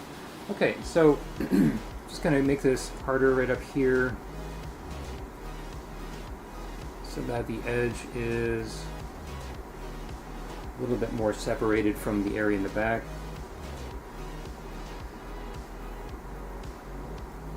And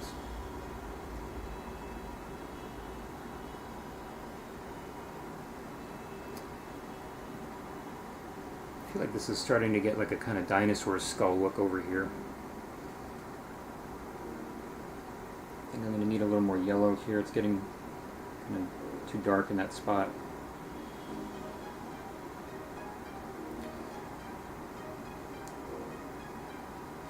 Oh. Gravity Falls has made mud with oils. You know, many people have done that. You're not alone. A big part of understanding how to avoid that is, I think, if you look at a color wheel and you see there's two opposites, you know, like yellow, purple, red, green, orange, blue. If you put any two opposites together, you get brown.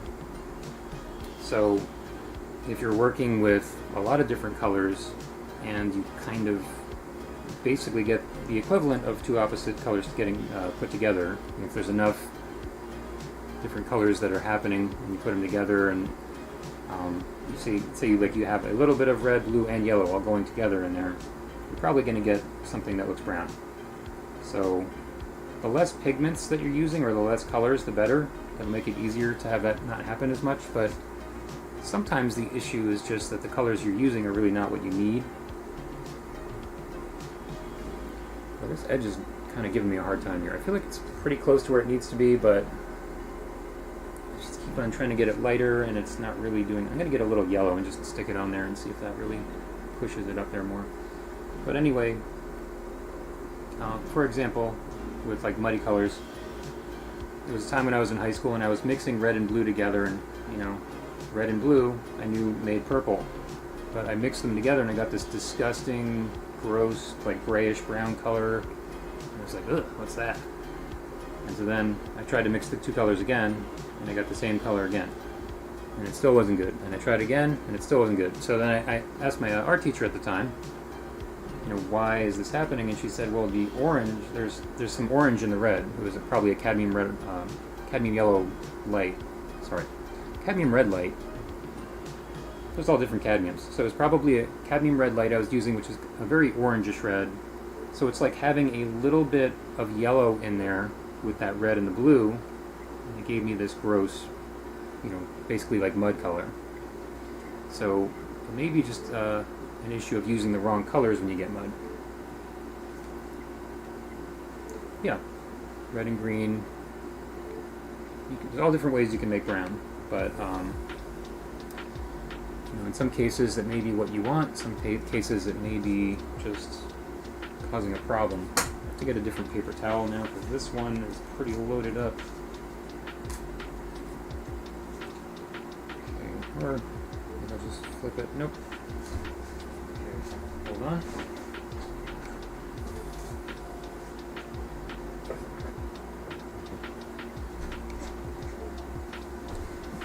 Something that people that paint plein air do a lot, which is not a brown, but kind of a similar kind of mixture type of thing, is if you want to make a black that's not too harsh, you can mix ultramarine blue with burnt umber. You get a nice dark color that looks like black, but it's a little bit more natural looking than just, you know, black out of the tube. Okay, Victoria, thanks for stopping by. So I'm going to go over this top edge here on this rock because I think I want to just darken it up there a little bit so that the yellow part sort of stands out.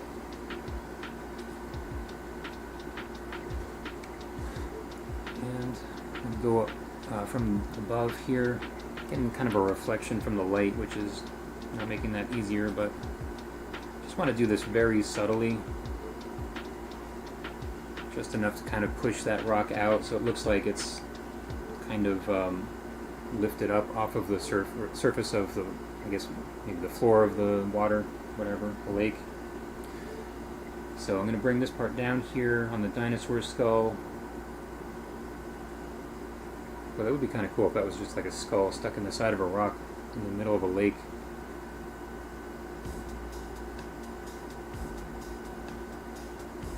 Probably wouldn't last very long in a bunch of water, I guess. Okay, so that's looking a little bit too outlined right now. Of course it is outlined, but I'm going to just break it up a little more by adding some more green in there, the lighter green.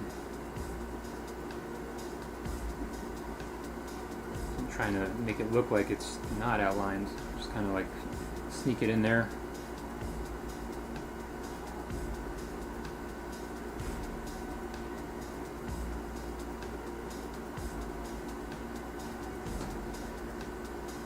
A lot of the time there's these things that you can do that you want it to be kind of random looking. I was talking about this last time with the trees, where it's a whole bunch of trees that are the same size and basic shape, but you want to keep natural things looking random enough that they look natural. So I'm kind of doing a similar thing now with this green, just trying to make the dark part that I put in there not look so obvious. It's just kind of breaking it up a little bit.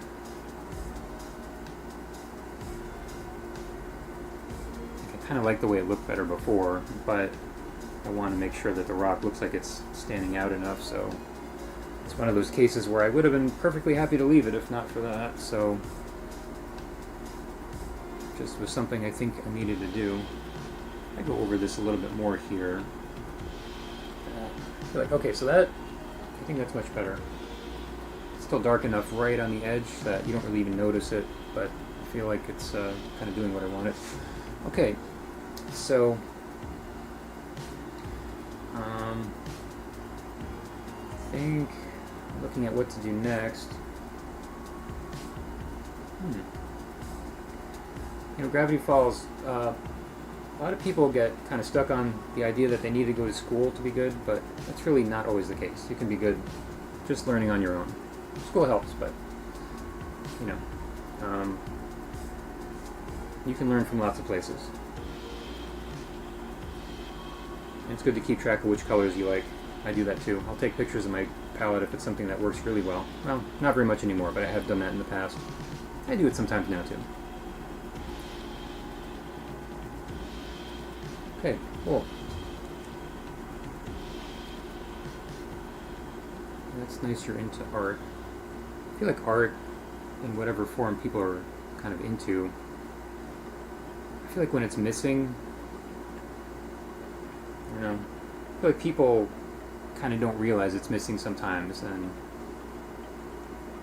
they have a hard time with different issues they're struggling with, or maybe they're angry, just kind of going through life angry about things, and for whatever reason. I feel like art really can help with that a lot in ways that not too many other things can.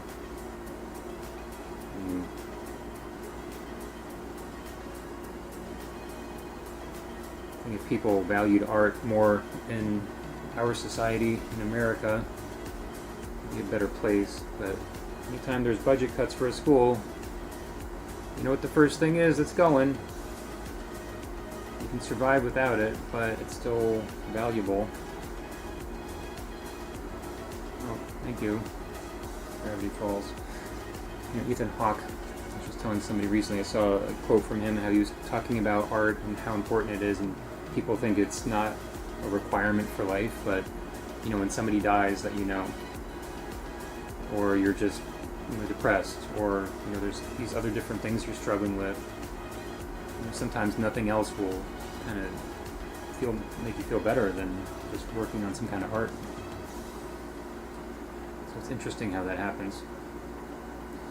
Alright, I'm going to just go back in here. I kind of cut out some of the shadow, or maybe it wasn't really in there all the way to begin with, but I'm going to just go in there and add this little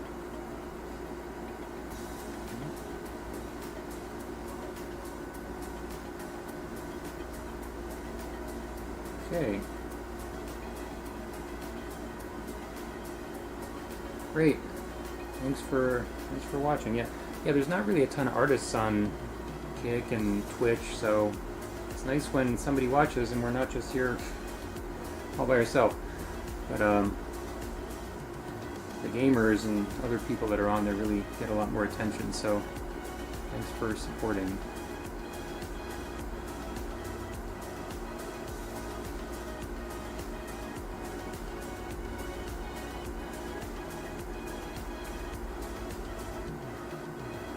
Again, I'm trying to keep this little sort of shadow I'm doing down here from getting too kind of outlined or defined or whatever. Summer Wheatley, art makes me happy too.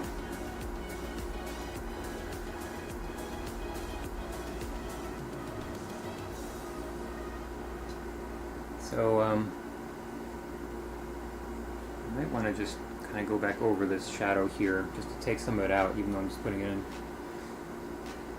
Gravity, I don't paint every day. Sometimes I go a while without painting, but it depends on what projects I'm working on and what other things I need to do. When you're a full-time artist, like I teach also, but kind of look at that as an extension of being an artist.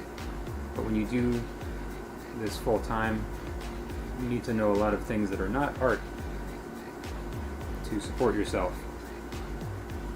So I kind of have like 7 jobs, basically, just like many entrepreneurs do. If you're not able to have a whole staff of people working for you.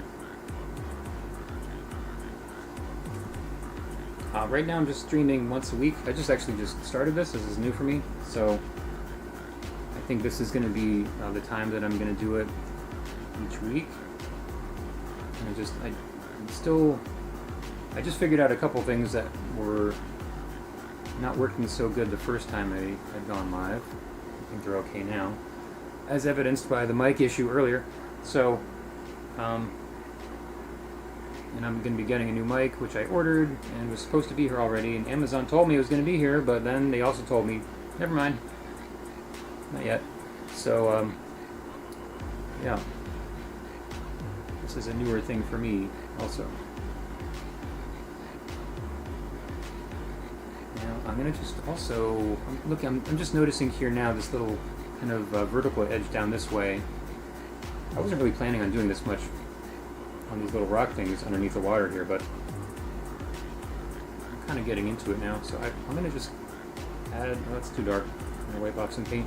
I'm going to add a little bit of this vertical area right over here, just kind of tapping to keep it sort of that coarse rock look. It's still a little bit dark right there. I guess maybe it's okay. But it's got this sort of almost like a rectangular shape right there. It's really standing out. It's just the shape of the rock.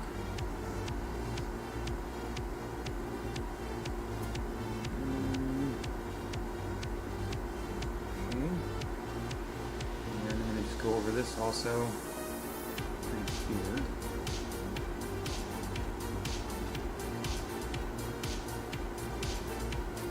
It's just a little bit, sort of the lighter areas down here are slightly lighter than I think they need to be. That edge on the side, it's kind of a different range happening of light and dark than some of the other places. So, I'm really spending a lot of time on these little things over here. I was saying before, I'm trying to keep this kind of general looking. That often doesn't happen. I think it's okay for this, like I was saying earlier. This is more of a focal point, more of a kind of an interesting part of the whole image. So I am getting definitely into some detailed stuff here, but I really was more interested in keeping it more general for the weird plant stuff happening on the side, and then what I'm going to do on the right. Okay, I'm going to get a little bit more black because the darkest green I have right here is not quite giving me what I want for the value. That's how dark it is. Go in there. Oh, thanks, Summer.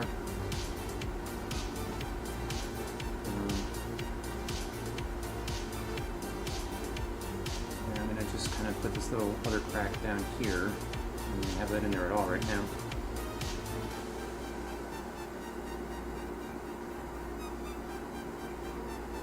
Okay. So just go over the edge next to this little place. You know, there's another drop off right over here. So right now this is kind of blending together a little bit, maybe more than I want. So I'm going to just kind of tap right over here. I'm going to try to keep this kind of subtle. It's a little too dark actually. I guess it's working for what I wanted to do, but I don't really want it to be that kind of abrupt right there. It's really, this is one of those things, like, it may not really seem like a big deal, but I just don't want it to be, sometimes if you go overboard it just looks kind of like too much, not really as believable. So I'm just kind of blending this in a little bit so it's kind of less outlined or not as noticeable. Alright, I think that, I like the way that looks. This is giving me some real fish tank vibes now. Like, you could just have a rock like this with like a little clownfish going around in there. Maybe a nice anemone. And I'm liking how this looks over here. I'm not going to mess with that at all. I could go in there and do some more, but you know what? I like it. I'm going to leave it. So, next, so I'm going to say this whole area over here is pretty much done. So, oh, well, you know what? As It's 5 o'clock on the East Coast. Just thinking about, this is a stage where I could kind of keep going and do this reflection here, or I could just kind of stop, but it's going to be one or the other. Like I gotta probably do all of that reflection or not do it now.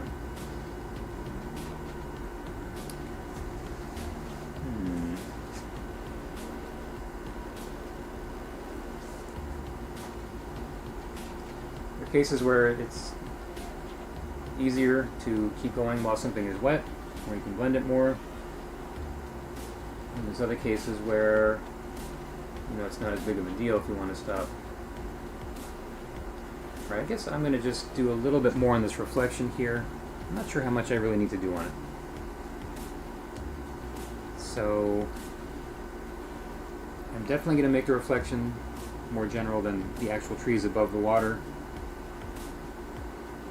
This area over here, I'm going to make this a little bit darker so that it kind of is in the same range as the trees right there. Let me just wipe off my brush.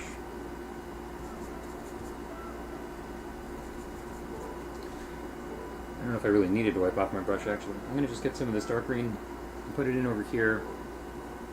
And I'm going to say that's definitely too light, so I had a bunch of black in there last time for those trees, so I'm going to just get a bunch of black into that green down there. And compare it to how dark it is in that area on the painting, so that's a little too much.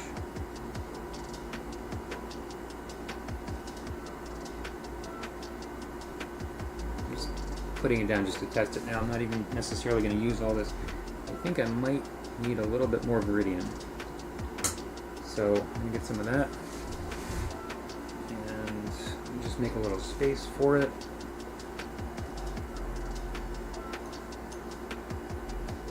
This is a very small area for what I'm using right here.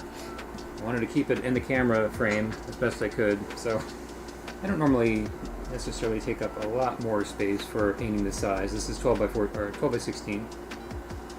Plenty of people would have 3-4 times this amount of space of palette while they're working, maybe even more than that if it's something pretty large. So if you don't give yourself enough space, it could be a little cramped and you could be kind of making it harder for yourself. But I think this is okay for what I'm doing. It's not really causing me an issue. I'm not using that much paint anyway. I think that's pretty good right there. So I can see on the palette, this looks, you know, the color I had before, which is a green color. Obviously it's a fairly cool color. It looks warm compared to what I just mixed up. So I feel like that's maybe what I want for this area. And I might even be able to do this reflection kind of quick. I don't know.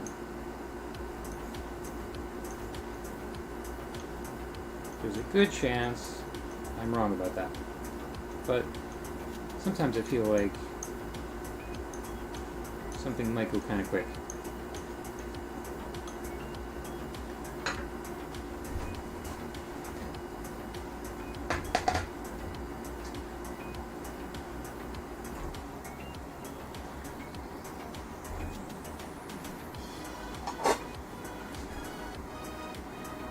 Thanks for everybody that's stopping by. I'll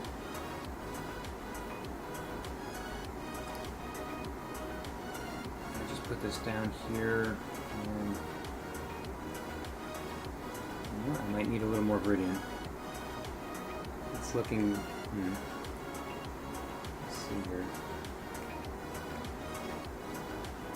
I think that might be a little too dark. So I'm going to just get a little more Viridian in there. I don't want to overdo it with the dark, with the black. Some people say not to paint with black. It's really not true that you can't paint with black. I mean, the Impressionists came along and a lot of them didn't use black, they used other colors instead. So I think that's kind of where that kind of idea came from, but you can paint with black. It's just a color you want to be careful with because it's so strong that if you don't use it very well, it may be kind of overpowering. But if it's kind of cohesive with the rest of the image, then it's okay. If you look at Casey Baugh's painting, he uses a lot of black in some of his paintings, and it works, so it's all in just how you do it.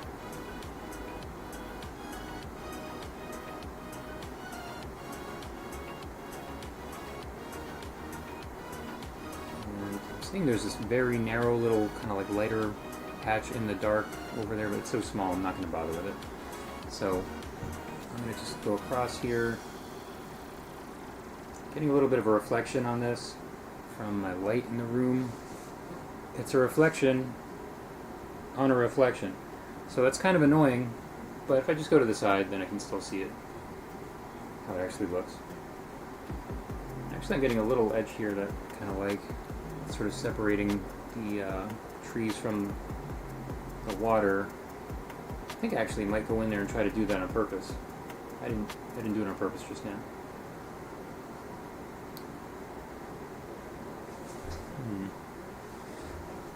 But yeah, I kind of like the way it's kind of giving an edge over there.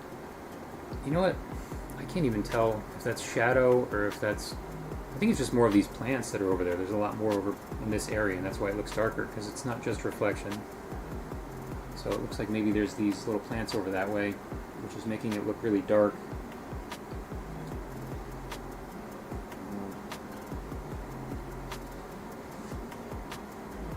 Okay. Thanks, Gravity Falls.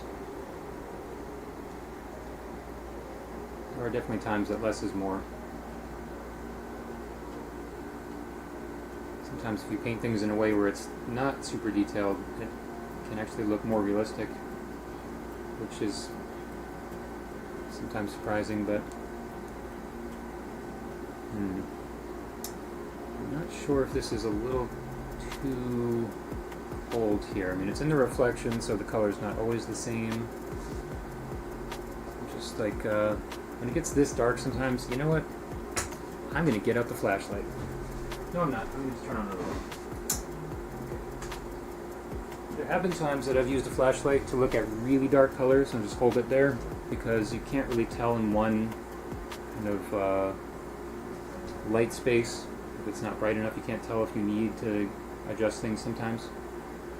So yeah, this is looking a little bit too cold, I think. I mean, it's even compared to the other green, a little too cold. So I'm going to go in there with something. Maybe, I want to say yellow, even though this is supposed to be dark, but I'll just try a little bit of yellow right here and see what happens. See, I just cooled everything off with that Viridian, and now I'm thinking it's just too different looking from the other greens. Well, I think this is going alright.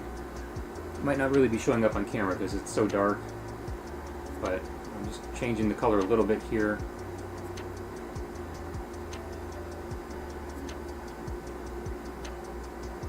Maybe just slightly less blue. I think that's alright.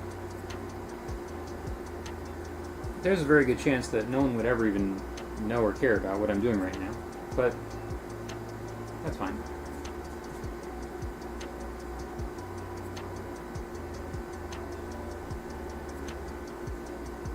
I actually kind of like the way that looks. It's almost lighting up the edge also, like I was talking about, the separation between the water and the land. Okay, I think that's enough of the light over here. I like to point my lights up at the ceiling so that it bounces, reflects around. So I'm going to keep going over this way now. I'm going to use, well, maybe I should mix some yellow into that color I was using for the part on the left and just not have to do it later. Just get a bunch of it and do that. So yellow is obviously a very light color. So putting it in there is going to make what I have here not as dark, but at the same time, I guess I could maybe just get a little more black. I don't know. That would make it warmer. Whatever.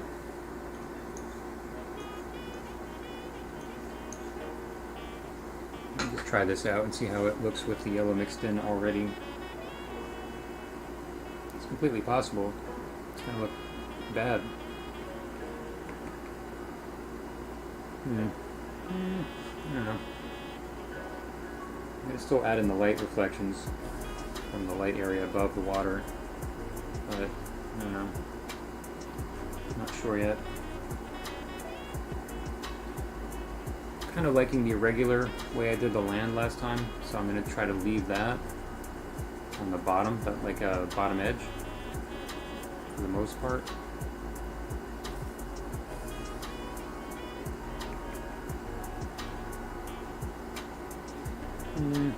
Yeah. Not really liking it. I'm going to get some more of the yellow. Just kind of like spread it around. I guess that's fine.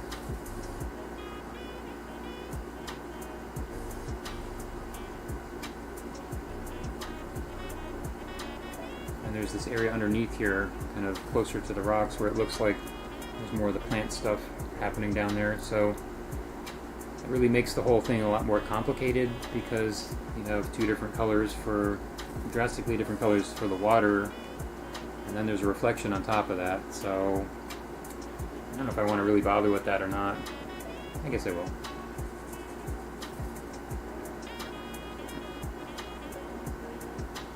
Make it a little bit lighter than what I was doing up that way though.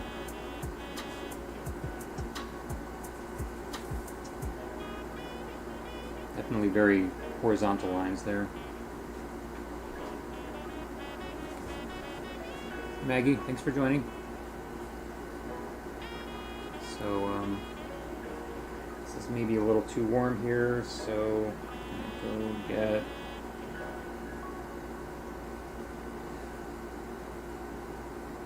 a little more viridian in there.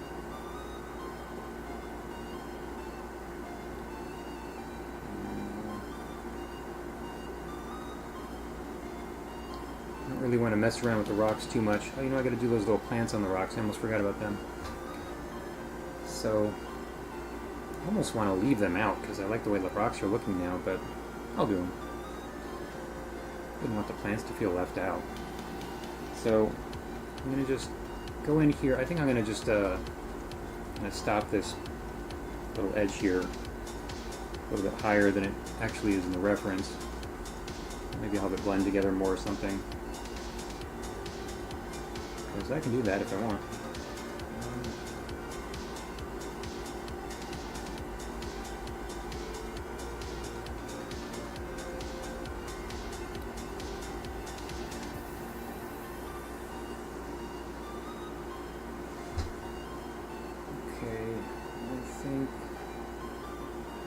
Maybe it's okay for this weird kind of plant area up here.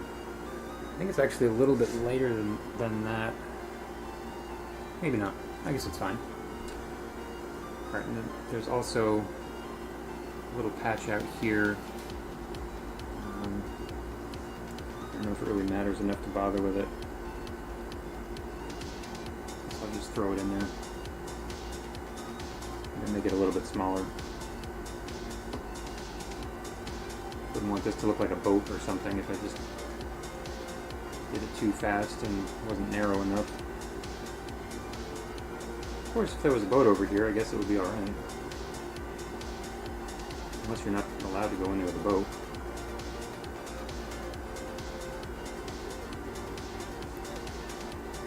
Okay, so that's fine. And I'm going to just go over this edge over here.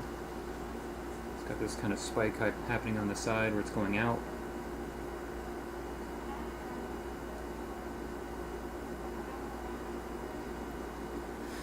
And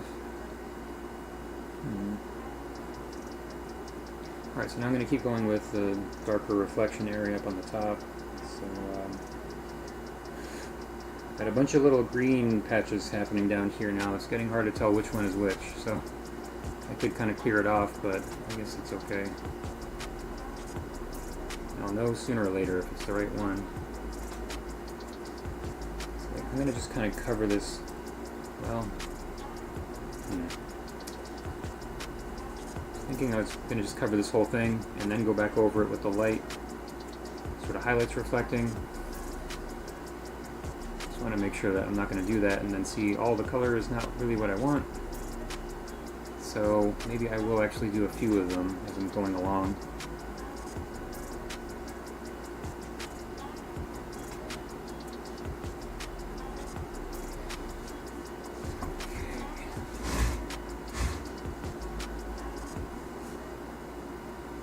So I'll come in here just, well, I guess there's a little bit of green mixed in with the yellow, but mainly I have some yellow here. I'm going to just kind of start bringing these specific reflections down. Some of the stuff I have painted here is not in the same place as the reference, so I'm just really relying more on what I have right here. I think that looks about right. So I'm going to just keep everything nice and vertical for these reflections.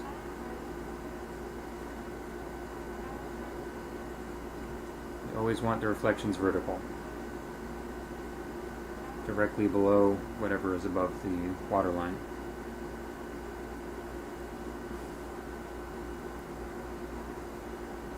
And that they should, in most cases, be a little bit darker, but in the photo here it looks like it's pretty similar as far as how bright the reflections are. So it varies.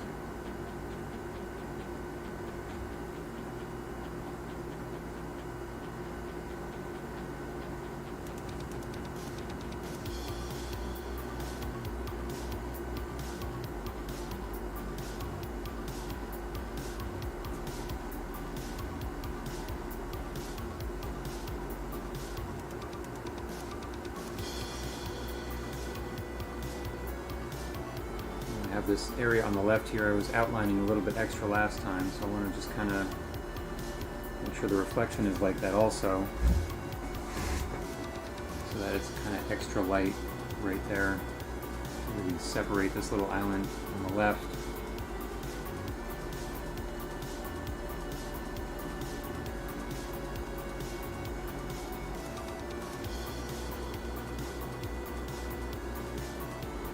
That probably looked like a rooster or a pigeon or something when I go back like this.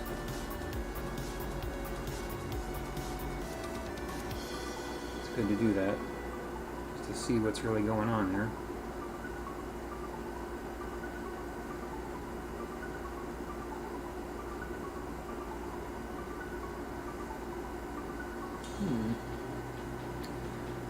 Okay, so I'm liking how that looks.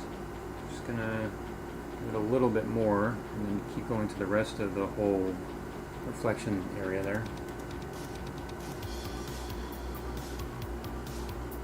Sometimes when I have too much, say like of a light color like this in one place and it's too dark somewhere else, I'll just get it from the one place on the brush and then bring it over. Instead of wiping off the brush and getting the lighter color on there, you can just kind of borrow it from one spot that you don't want it and move it over to some place that you do want it. You can save weeks of your life that way. Okay, so yeah, I think I'm going to just to put down that layer for the rest of it going out to the right, because I'm getting to the point where there's no more wet paint.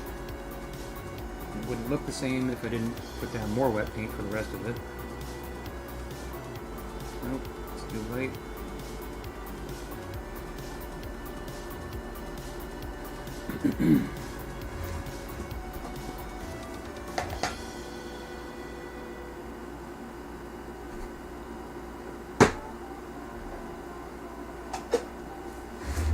Okay.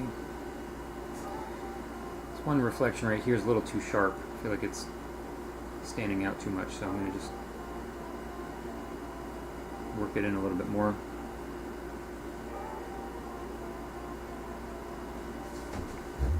And I have a place right here where it's a little bit lighter. The tree's not going all the way to the bottom. I'm just checking how that looks in the reference. So on one place that's like that. So I'm going to actually just bring this down a little bit lower, kind of like that. I think that's working.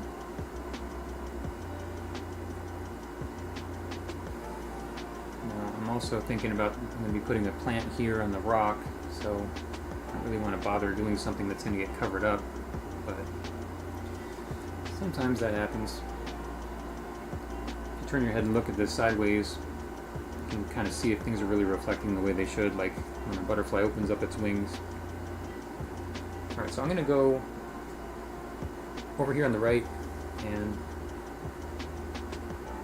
put down a bunch of the dark paint like I was doing before.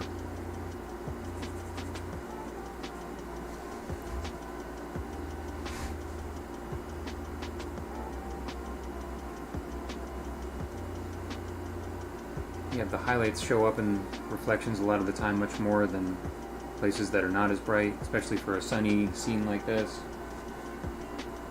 So places that you might not see anything reflecting if it's just not that bright above the water.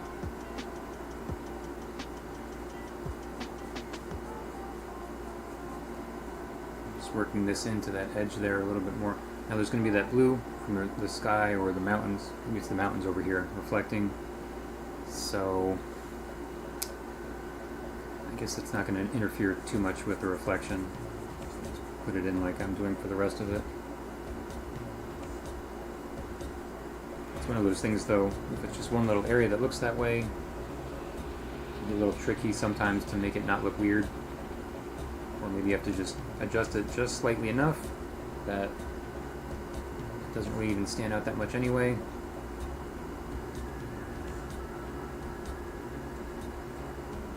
Just a couple trees here out on the right.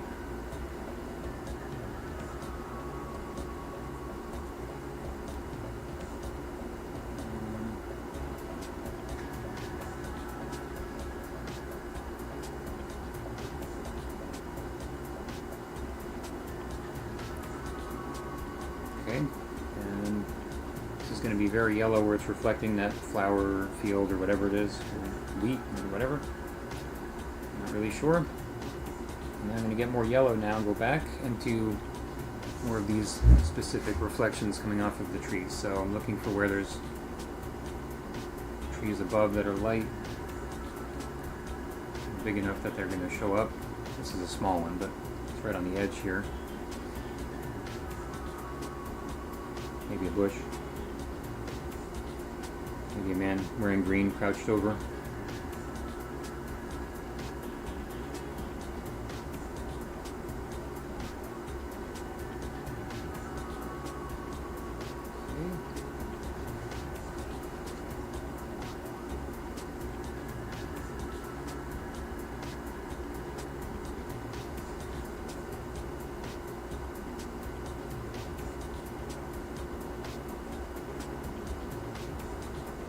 A little bit more yellow I want in some places here. It's a little too bright, but not a big deal. So there's not as many over here that are really standing out. I guess maybe I could do that one spot there. Not really going on the reference too much right now.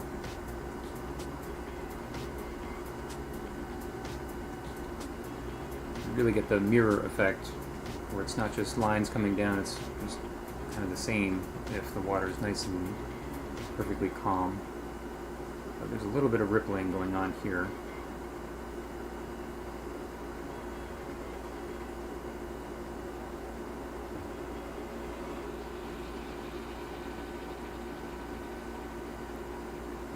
So I'm tempted to really make this nice reflection of these trees over here where they look kind of spherical, but that's just not really how the rest of it looks, so I gotta take it out. So it's just gonna be a line.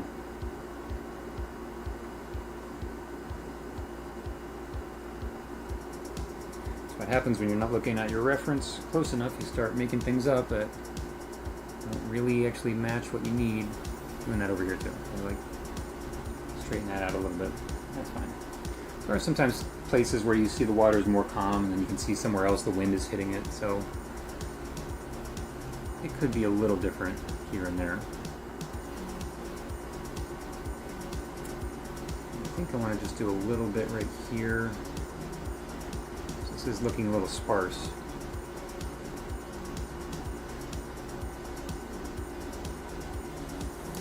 Maybe here also.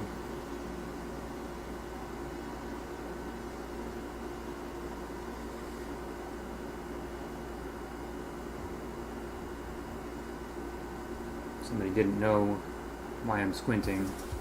Might look like I'm very angry at my painting right now. So making his face at it a lot.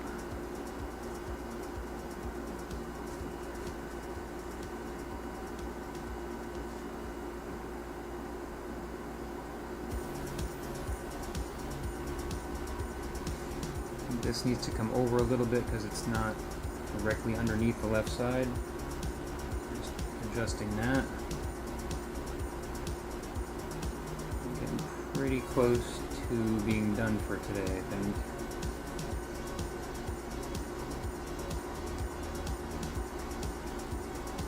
It's always good to make sure when you're getting close to being done, really look around, make sure that there's nothing you missed. Is maybe a couple very minor reflections over in that dark patch of trees.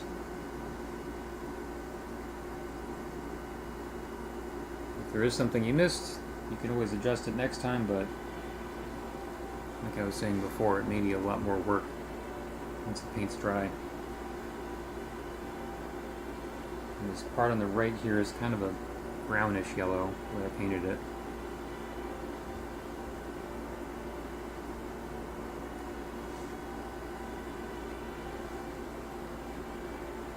Much like the rocks over here, so that helps to kind of unify the image. Things are a little bit too all over the place. Sometimes it just looks like things don't really go together. So that's very outlined right now. I need to just kind of soften it a little bit, at least on the right, or on the left side.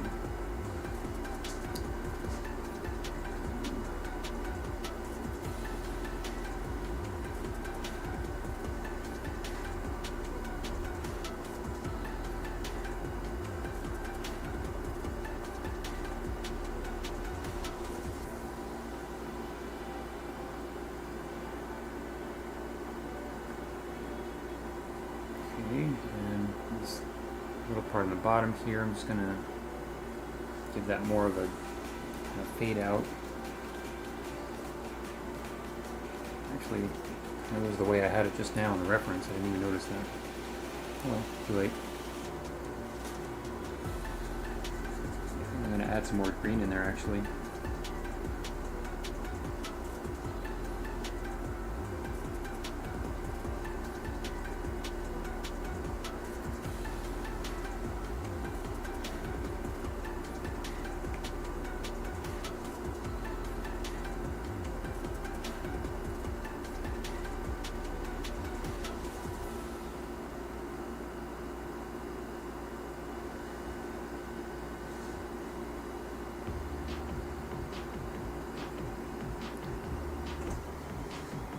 Okay, now this has definitely the noticeably just slightly darker reflection happening.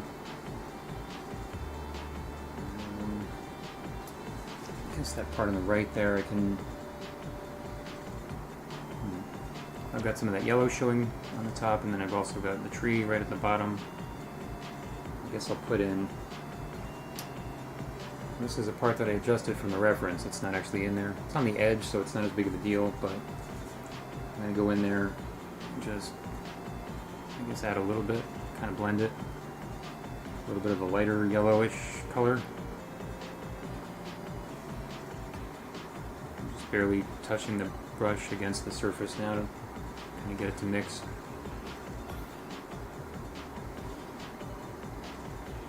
Okay.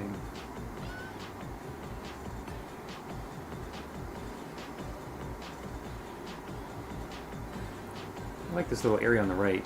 It's kind of like more going on there than sort of the other trees.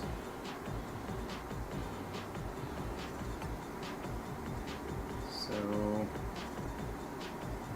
I feel like this maybe need to bring the dark area over just a little bit right here so that it matches what's going on above the water right there.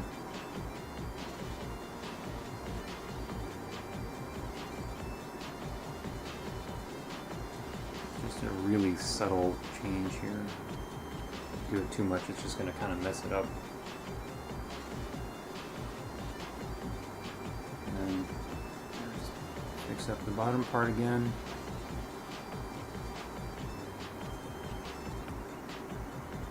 Using the corner of the brush to do that. And then now this edge here on the bottom is not really flat right now, so I'm going to go in there and just, well, I'm going to be careful about this because I could easily just make a dark streak going across the side that would not look the way I want. I think, you know what, maybe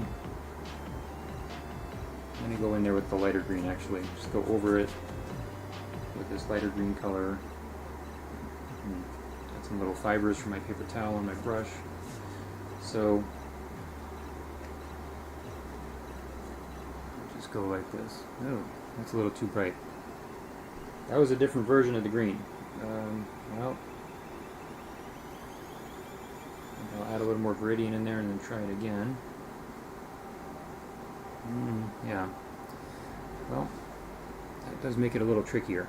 Okay, actually, I could just spend a while match that green.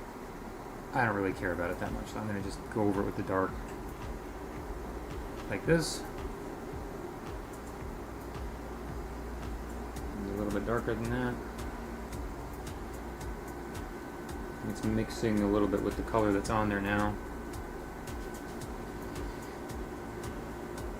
Yeah, that's fine. A little bit more viridian to keep it from getting too warm.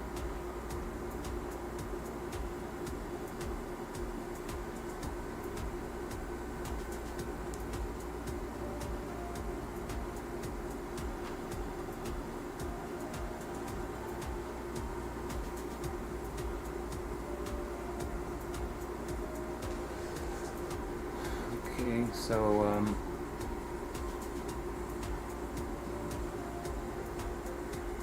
it's a little bit too outlined now. Well, I don't know, maybe it's okay.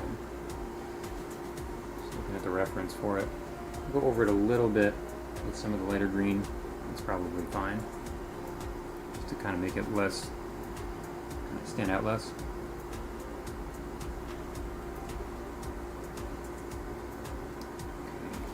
Do the same thing over here, not putting much paint down but just a tiny bit, get a kind of straight look going across there, because these highlights that are coming down from the trees above the water, they're not really, like once it gets to this light area of the green, they're going to just kind of disappear probably for the most part.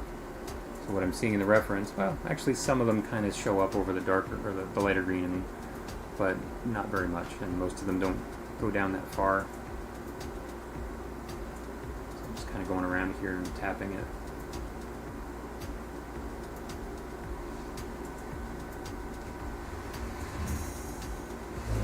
So let me just see if this is looking okay from back here. I guess so.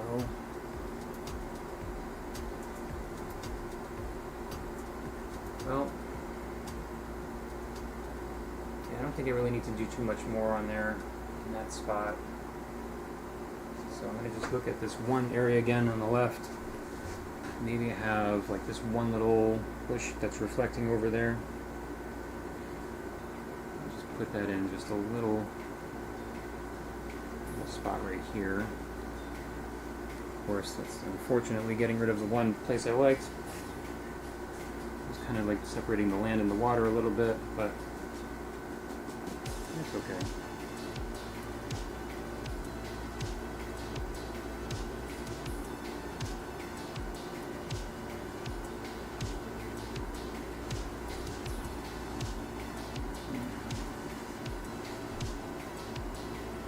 This is really not, the reflection's not very bright there at all, so I'm trying to do this in a very limited way.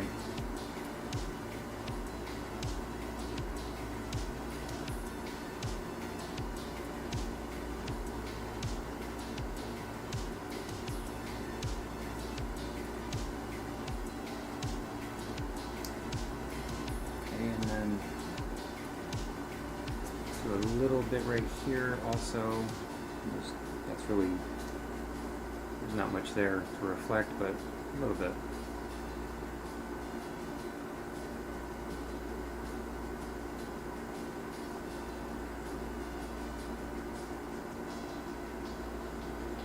I'm going down a little bit lower right here than I wanted to, but that's okay. Just fix it up.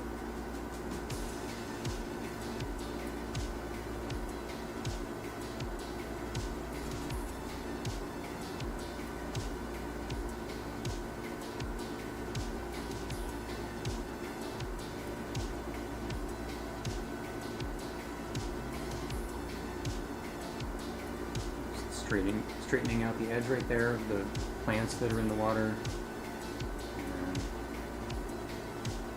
maybe a little bit more over here.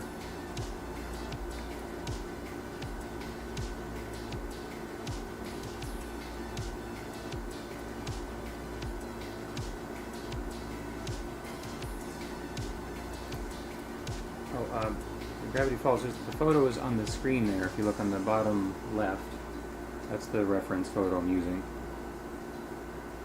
This is a place in Germany called Hintersee Lake. So at this point I wouldn't really work on too many things without some sort of a photo, for painting at least, or reference of some kind, or a real person in front of me. Much harder that way. You know what, I'm just noticing, okay, one thing over here that's not so great, the reflection's coming down and cutting right through this little lighter area. So I'm going to just add that back in, because that definitely does not look good. Kind of an inconvenient place for that to be happening, but I just have to fix it.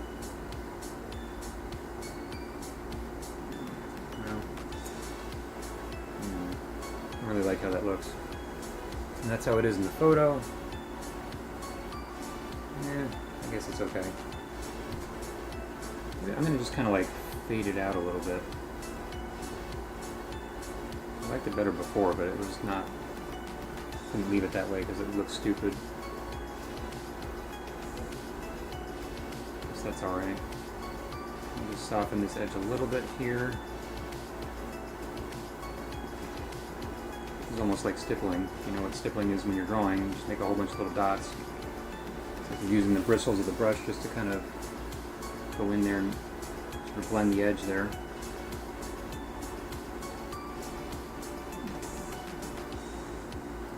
Oh, thanks, Summer Wheatley.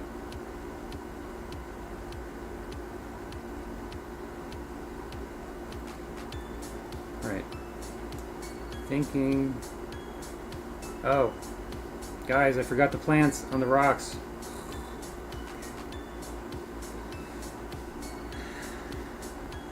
Do I really want to put those plants in there? I mean, does it add much to the picture? The one looks kind of like grass. It's almost like a Muppet is just sitting on the rock, and the other one looks like a weed. It's a weird place for something to be growing. It's a rock. There's not much there. I guess you got the water. Well, alright, I'll put it on there. I might regret this.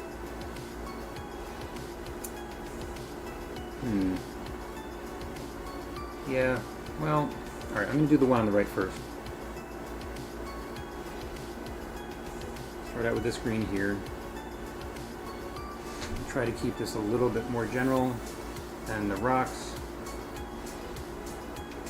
You need to make sure it looks like there's actually plants growing off the rock and it's not just something in the water, like somebody dumped their Christmas tree and it's standing upright out there.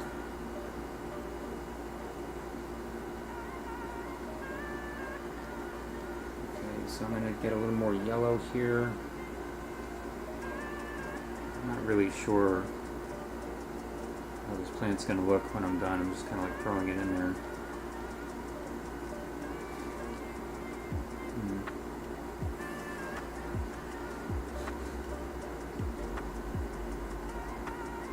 Definitely are cases where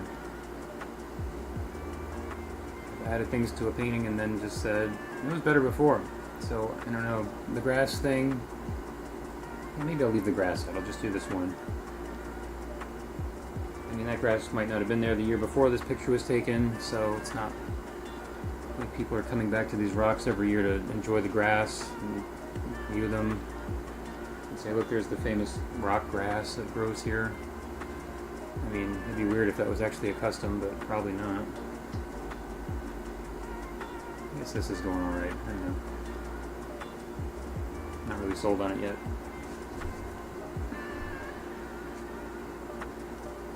So I'm going to just go in there. I don't know, maybe I need some more highlights on that, but add a little shadow in here also. So, okay. Got some of the pure black in there by accident. That's not what I wanted. It's too dark for what I'm doing.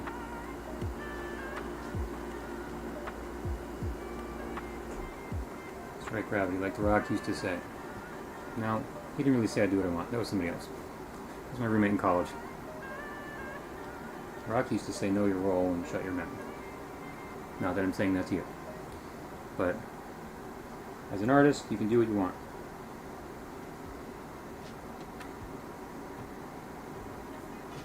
Thanks, Ben. Been working on paintings for many years. I was thinking about doing this plant pretty nondescript, but I kind of feel like I need to make it a little bit more detailed just to match the rocks because there's so much going on with the rocks. If I didn't make them detailed enough, they might look like they're just not sitting on top of there.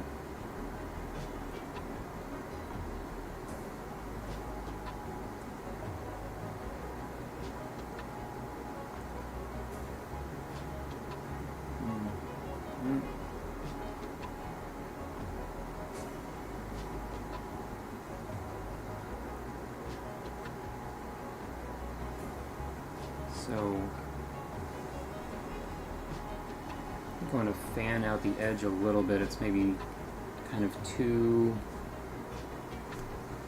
sort of self-contained here. It's kind of like, I don't know if you've ever been in a plane when it's taking off and you look at the trees. They look so localized from the air as soon as you get up just a little bit.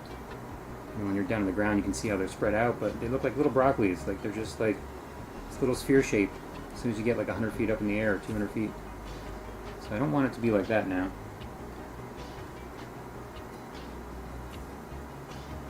Should kind of have a little bit of these areas that are branching out, have some space in between.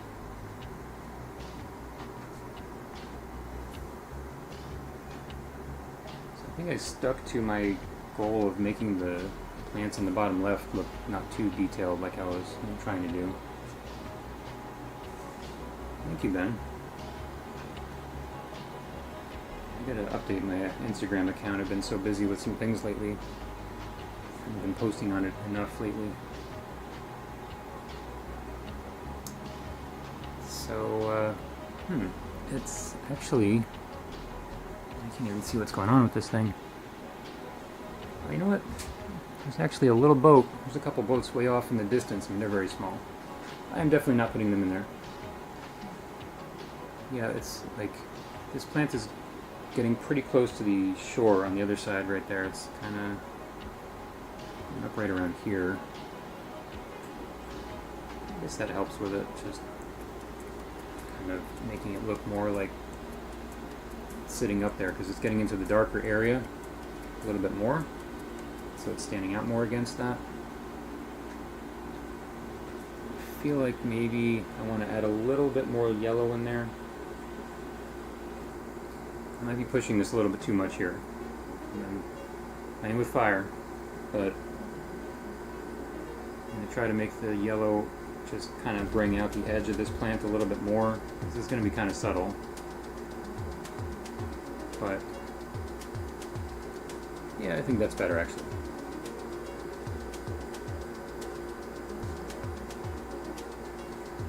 That was intense. My life just like flashed, but I think it was worth it.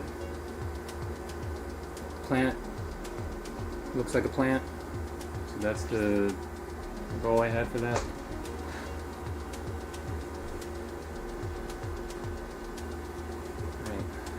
Now, this one on the left here, I'm going to just give that a little kind of little spot here and there sticking out also. Like I was saying before, this is kind of a focal point. Say you got the rocks and then this mountain peak here, probably the main focal points of the image, so in case you don't know, that's like the place you're supposed to look at first, basically. So you can definitely do a little extra detail on the focal point. Alright, I'm not going to mess with that anymore. I think if I do, it's going to, bad things are going to start happening to it. So now the real question here is, do I put in the grass or not? I was thinking I was going to leave out the grass.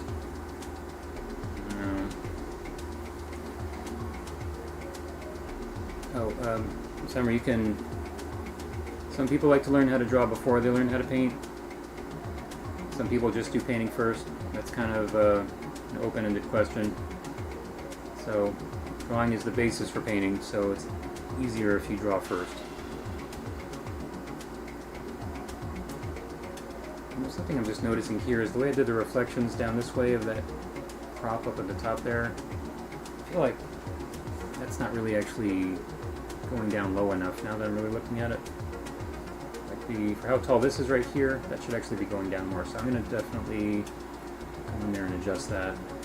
This is just barely even noticeable over the lighter green, but it is there. And if you look at that, yeah, it doesn't really match. So I'm going to just adjust that also. Maybe I think over here actually I can get away with it because in the reference it's actually curving around the island, so it's getting further away right there, so it's going further back. But right here, this tree, I think should be a little lower. Anyway, that'd be a very easy thing to miss. That would be really annoying if I noticed it later, because like mixing this exact green again might be a little bit of a pain in the butt to just do it in a way that it looks like it goes together. So, as far as the grass goes, yeah, I think I'm going to leave out the grass. I don't really care about the grass. Alright, so I'm going to just do this here. I think that's going to be it for today. I said like half an hour ago I was almost done, but sometimes this happens. And my poor models, if I ever have a model and it's like time for her to go on a break, I'm almost done, and then it's like 15 minutes go by, and she's like, "You going on a break yet?" And I'm like, we better just go, because it always takes longer than I think it will to do everything. So I'm going to just do a little extension here. Even now getting this color the same, maybe a little tricky because it's mixing with the green, so that's going to help, but you might want to like put the wrong color in there and then it just stands out in that one spot. A lot of the time it's not too big of a deal to fix it if that happens, but it can kind of make things a little tricky. So,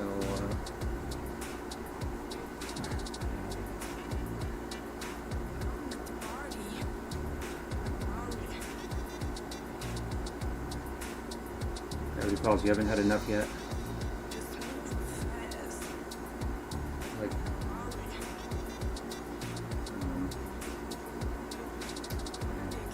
Need a little bit more iridium in here.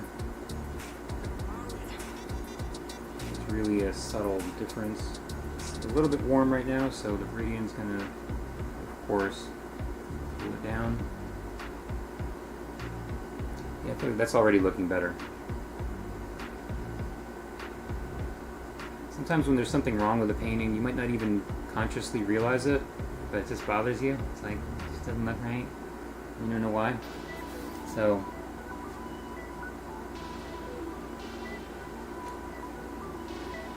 that can really be unfortunate when there's something wrong and like as the person making it you don't even know it's there, and then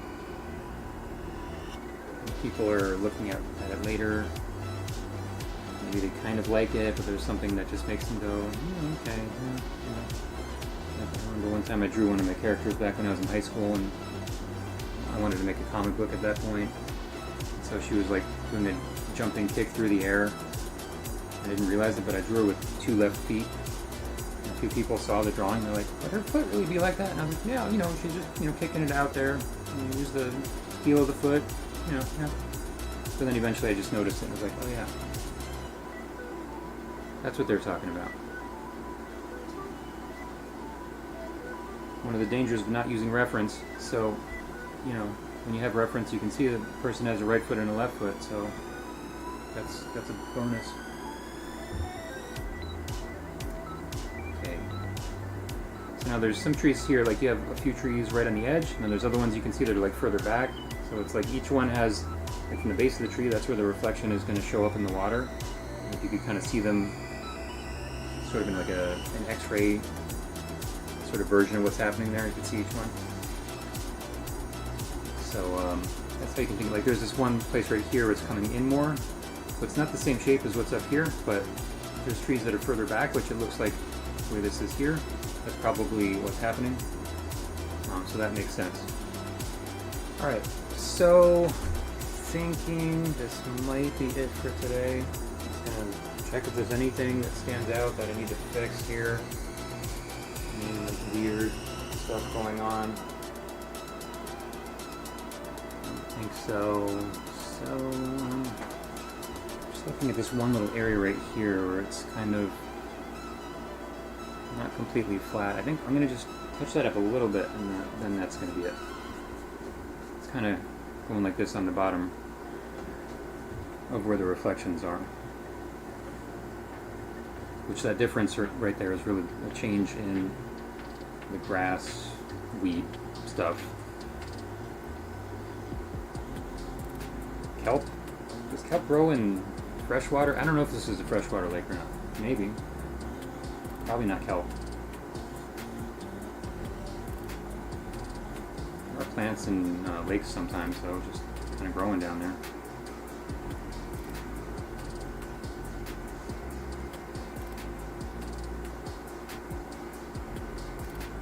Okay, so you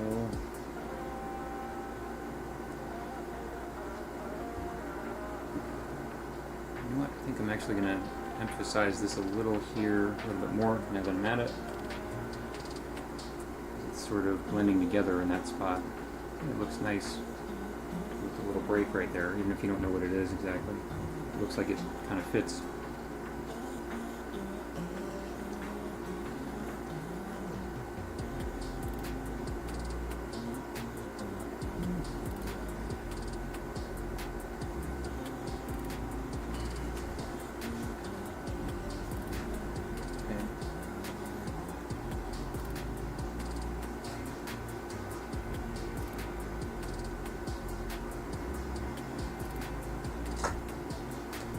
Okay, I think that's it. Man, almost 6 o'clock already. Okay, well, everybody, thanks for stopping by. Here's the painting. I guess I can show you in the other view, but, well, now my face is just blocking it, so that doesn't help. But anyway, I'll go back over here anyway. Thanks for stopping by, and hope you enjoyed watching me paint some weird lake plants and rocks and stuff. So I'm thinking I'm going to be doing this same time each week, maybe for not quite this long, maybe more closer to 2 hours. So if you want to stop by again, that'd be great. And I think, so next time I'll be working on this area down the bottom here where there's the reflection happening. I don't think that's going to take quite so long, so it might even be a little less than 2 hours for that unless I have something else to work on after it. But as things usually do with me, it might take longer than I think it will, so that's possible also. Anyway, if you want to stop by again, that'd be great. See you next time, and if you're a painter, have fun painting.